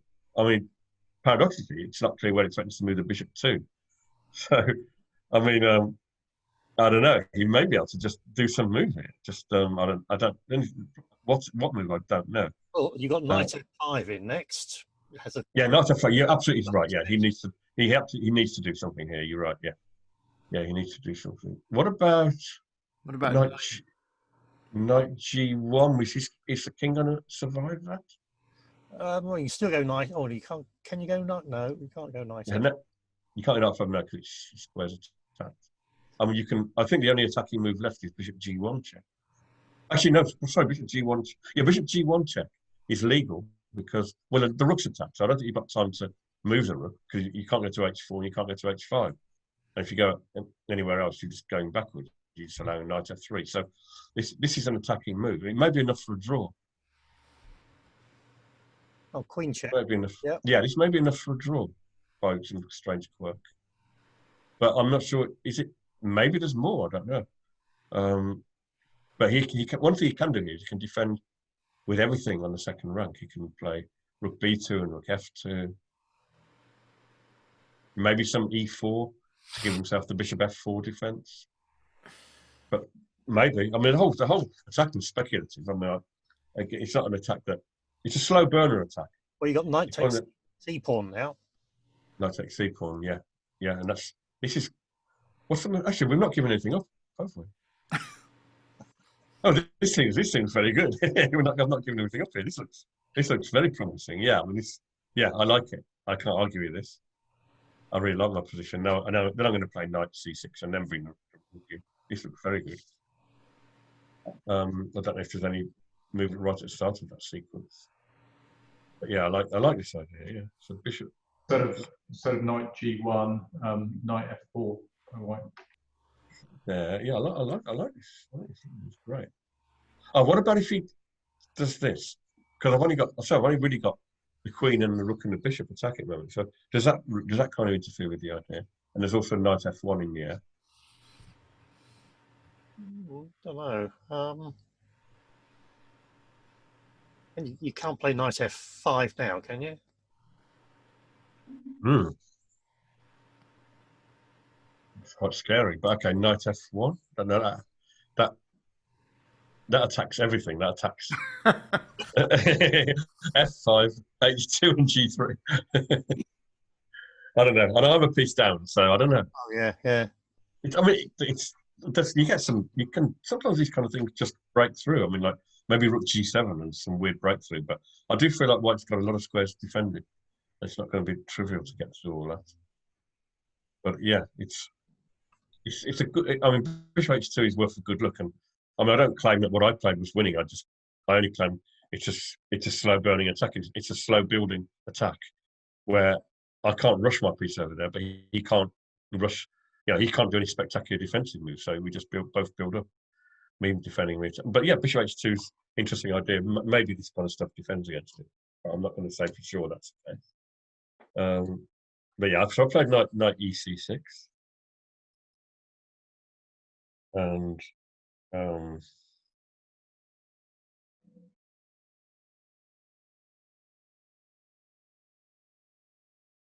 He played c takes d.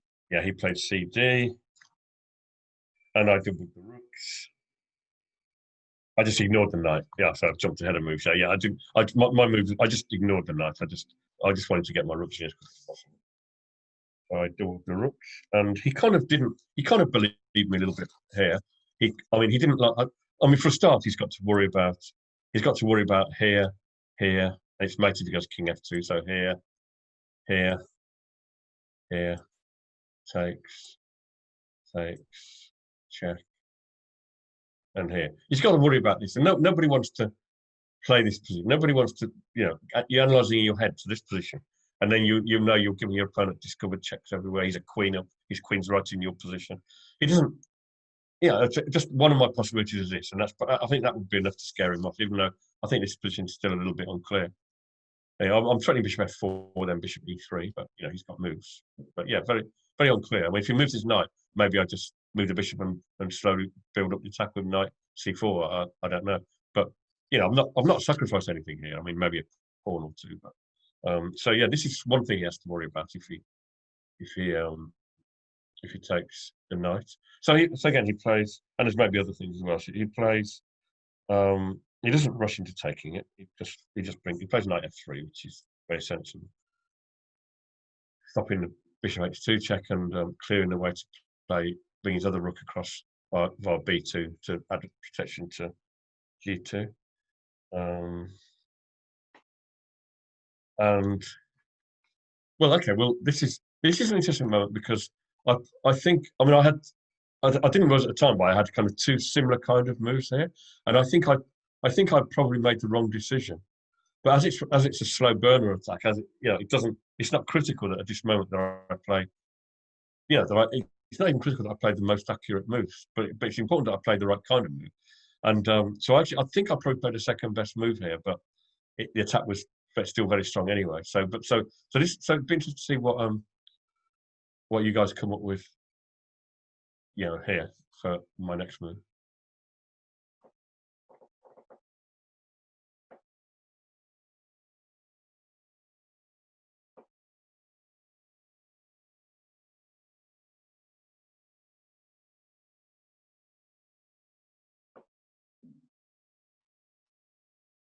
Knight e7. I understand what the idea is. I definitely understand what the idea is. You want to go to f5. So okay, let's say e4.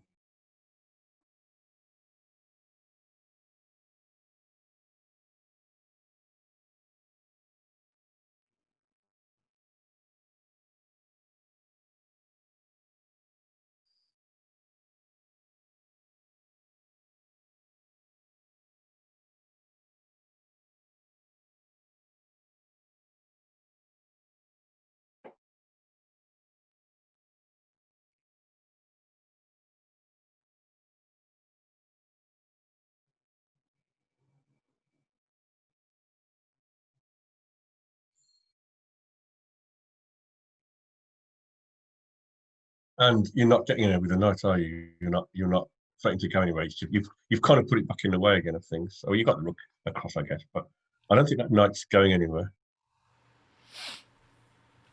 And you've still got this one big piece that you're not involving yet. Didn't I earlier when we looked at this, Keith? Didn't I suggest Queen D7? Is that, I can't remember now. You absolutely suggested Queen D7. Yeah. And Queen D7, I think is the best move because it just goes to H3 next and adds a lot of pressure to the attack. The move I played was Queen F7. It's also pretty good, but I'm kind of taking longer to get to H3, but I'm taking off the H pawn on routes. But I think Queen D7 is marginally better move. So who was it criticised this move then, Keith? Perhaps you. Well, what I was quite pleased with the game afterwards, and I was showing it to anybody who would be an audience, and I was showing it to Harriet Hunt, Harriet and her mum Caro, and Harriet kind of I asked her to guess my move, and she said Queen D7, and I said wrong. and I said, but nearly. And I said, and I said my move, and then she just said, well, Queen D7 is going straight to H3, and you're just you're getting straight into the attack. And I had to admit that she was right. She's not the best woman player in the country for nothing. She was absolutely right. Queen D7 to H3 was just, it's a little bit more precise. The H pawn doesn't matter. But I didn't. I didn't even see Queen D7 because I planned Queen F7, so I just played the move that I planned. So unfortunately, it's quite unpleasant for white anyway in practice. So I played Queen. I played Queen D7. Queen F7, and my opponent took the thing off. It might as well be material ahead. And Queen H5. And he might as well take this one as well. And of course, King B8. It'd be a huge mistake to take that with anything. If you take that with something, then you allow him moves like Queen H6, your Queen A6 rather. You're giving him a free attack. But this calmly took the king on B8. And now, interestingly, my king looks really horribly exposed. And his king's got all pieces around it, but his king is by far the weaker of the two kings. And he's also two pawns and a piece ahead. But it's one of those positions where you can still do it patiently. You can still build up slowly. So he played Rook B2, very natural, normal move. You can't do too much. You can't move either the knights. You can't improve the queen. You can't move the rook on F1, and he can't do anything useful yet with the bishop on C1. So he plays the most useful move, defends his overprotects the weakness on G2, and one move too late. I arrived on H4 with my queen. And again, it's a very, very strange position because he can't. There's no obvious defensive move that he can rush into. I mean, what can White do here? Anybody got any idea? Just what next move can he play? How can he improve anything? What can he improve? E4. Can't move.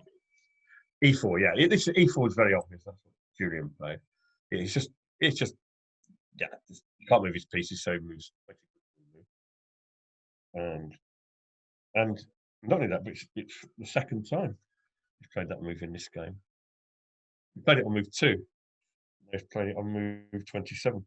So and now we're getting to real critical moments. And I think this move and this move, which is move 27, and my 30th move are, I think, the most difficult moves in the game. So maybe have 2 or 3 minutes for this one. Maybe even, I don't know, John, 2 minutes, 3 minutes perhaps, I don't know, 2.5 minutes. Black to play and dramatically improve the position. Yeah, this is a big moment now. Yeah, have a good 2.5 minutes. This is a pause the video moment, really. Mm-hmm.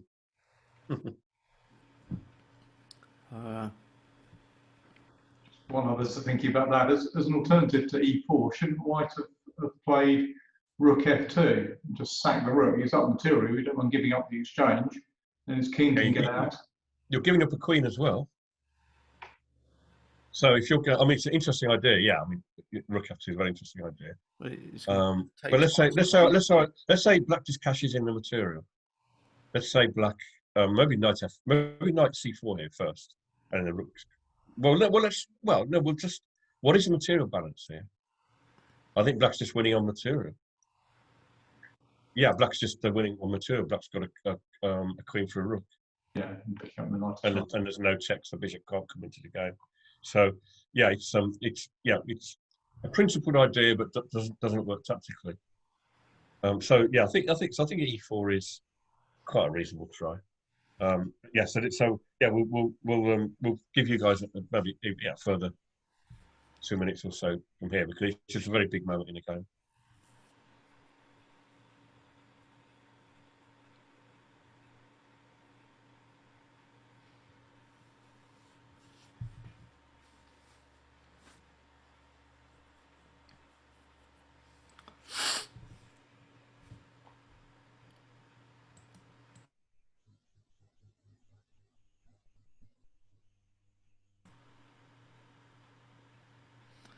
What are you drinking, Keith? This is advertising. This is going on YouTube. Krabby's. Okay. Well, Krabby's original alcoholic-free ginger beer, except for it's not alcohol-free. It's alcoholic ginger beer, okay. without the word "free." Without the word "free" in there. That's your new sponsor. Well, yeah, it will be now.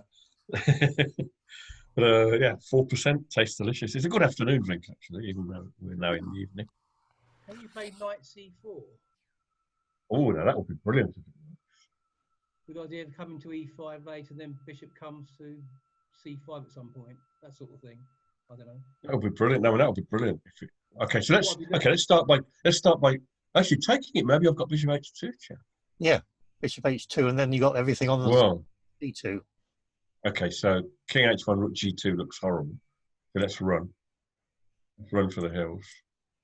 I mean, white is still a piece up, and the king has got a lot of pieces around it, but I don't know.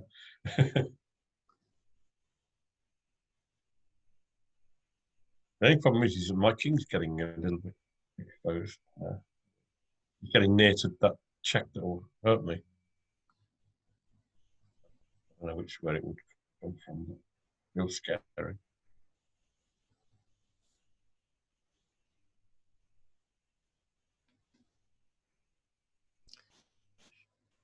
I think his king's actually going to settle on d1. He's going to be surrounded by his pieces, and I think he's going to be all right.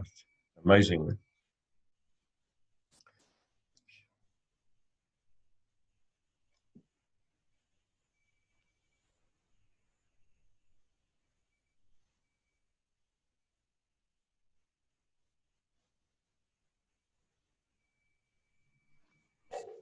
Yeah, the queen being on g8 is irritating, isn't it? Doesn't work. Nothing works.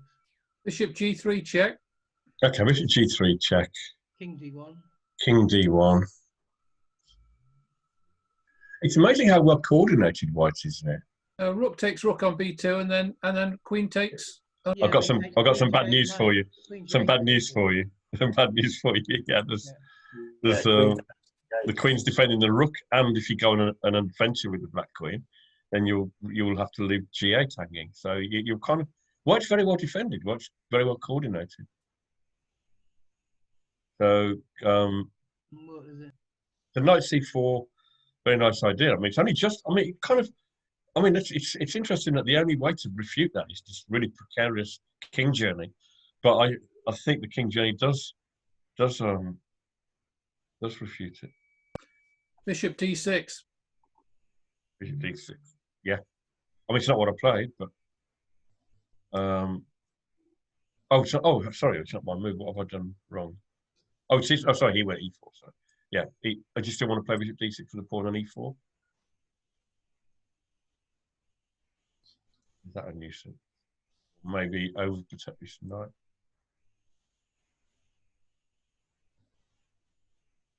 Very hard to say for sure. I mean, again, there may be some very slow way of just improving everything, and then maybe there's a rook g3 here. I'm not sure, but rook g3 doesn't really threaten anything. So it's only very, very slow. I think rook g3 threatens a very slow queen h5, so queen g4. Queen h5 and rook h3 and rook h1, mate. But I'm sure White would have time to deal with that one somehow. The king f1, for example, something. Yeah, it's very unclear. Very unclear. How about knight b3? Yeah, that'd be nice if he took it. Let's say he doesn't take it. Let's say he just does that. And then the problem with knight b3 is it's kind of offside. It's not really joining in the attack. He just ignores it. Okay.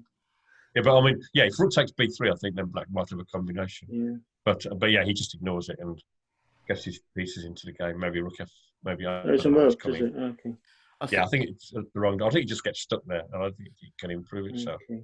I think you're going to have to reveal this, Keith. You know. Well, rook g5. Ah, you're very close. And then rook h5.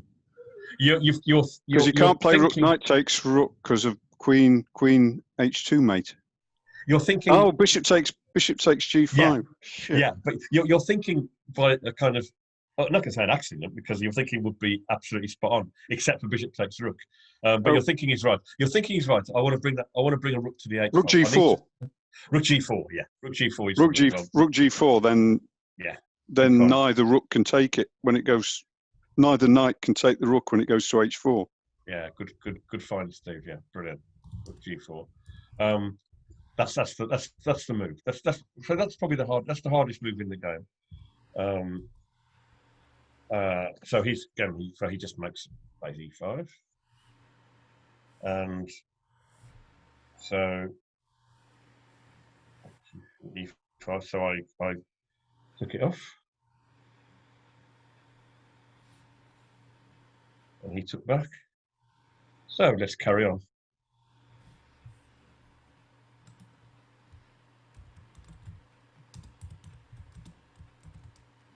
I mean, you're right. Your plan of rook g4 is a very nice, principled kind of idea. Just get this piece onto the h file, but you can improve position first before you play it. So, what's the last move? What's the last move of improvement in order to get everything participating?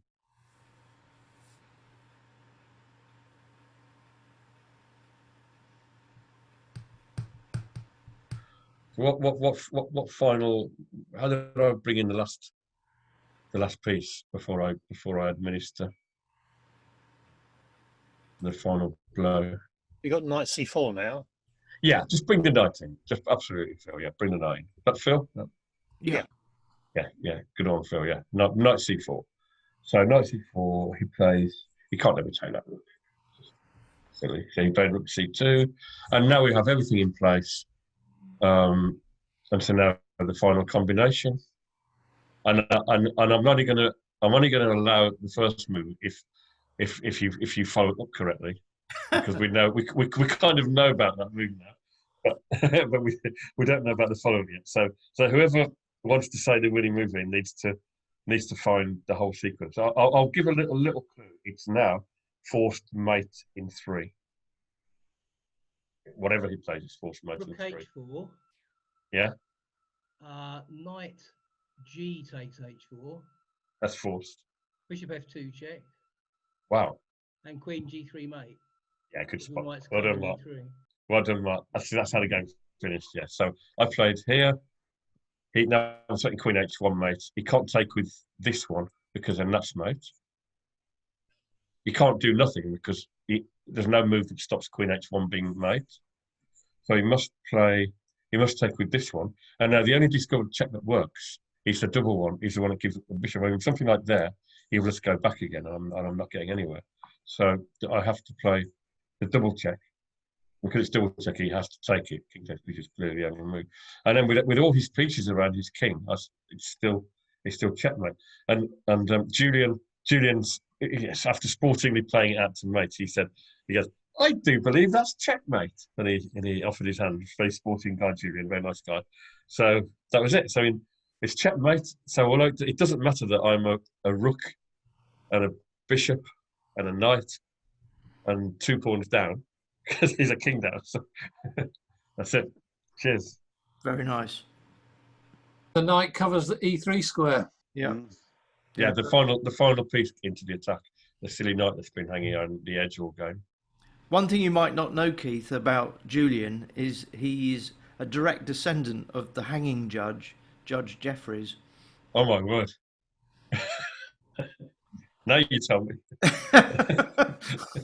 Well, is this a hanging offence? It's close, isn't it? I was just It's wondering that. close. Yeah. Close. Checkmating him, it might be a hanging offence. Yeah. Well, it's good you wouldn't leave him with hanging pawns at any point. Yeah. Well, I don't know about you, but I thought that was a brilliant game, and so thanks for showing us. Thanks, John. I guess you enjoyed. I guess you must have enjoyed that game. I mean, yeah, I must admire Julian for being sporting. He would have seen the mate coming in, and he played it on.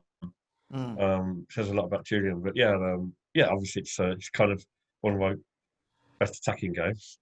Things fell into place quite nicely. I mean, it's one of those things that if you run it through the computer, there's all sorts of errors and there's all sorts of defensive ideas. But human against human, we're both quite highly rated. So human against human, it's very difficult to play. It's very difficult to play for white, and it's quite difficult to play for black. From a practical point of view, it was quite an easy attack to build up, and leave Julian with the problems to solve. Yeah, it was fun. Good. It was fun. Nothing very instructive there, I'm afraid, chaps. But how can we get hold of? When's your new book going to be available, Keith? I'm kind of having a last check of it. It's been kind of glued together by Richard Palliser of Chesham Bridge. I'm writing a book for Simon Williams, the Ginger GM. Who's the publisher? But Simon has joined forces with Chesham Bridge, which I'm very pleased about. They've got a lot of experience in this kind of thing. I mean, Richard Palliser has done an absolutely brilliant job of correcting everything and gluing it all together and so on. And Malcolm's got experience with this whole kind of thing, doing books, getting books out there, distributing them. Yeah. Who's the publisher? The publisher, well, it's Ginger GM, and then in some kind of combination with Chesham Bridge. I think my kind of deal was Arkell in conjunction with Ginger GM, and then and Simon's brought Chesham Bridge on side as his other partner in the process. So it's that kind of combination, and took me 3.5 years to write it because I'd play all the time. So how many rook and bishop versus rook endings are there? Only one. I didn't want to do any. I was pressured into doing one. I was also pressured into putting a game against Mark Hebden, my friend and rival for about 40 years, because in my last book I didn't put any of the 150 games against Mark. So I did the honourable thing and put an end game against Mark. Then going against Mark in there, and it's about 35 of my kind of interesting end games. It's kind of if you like maybe the unusual aspect of it is it's not.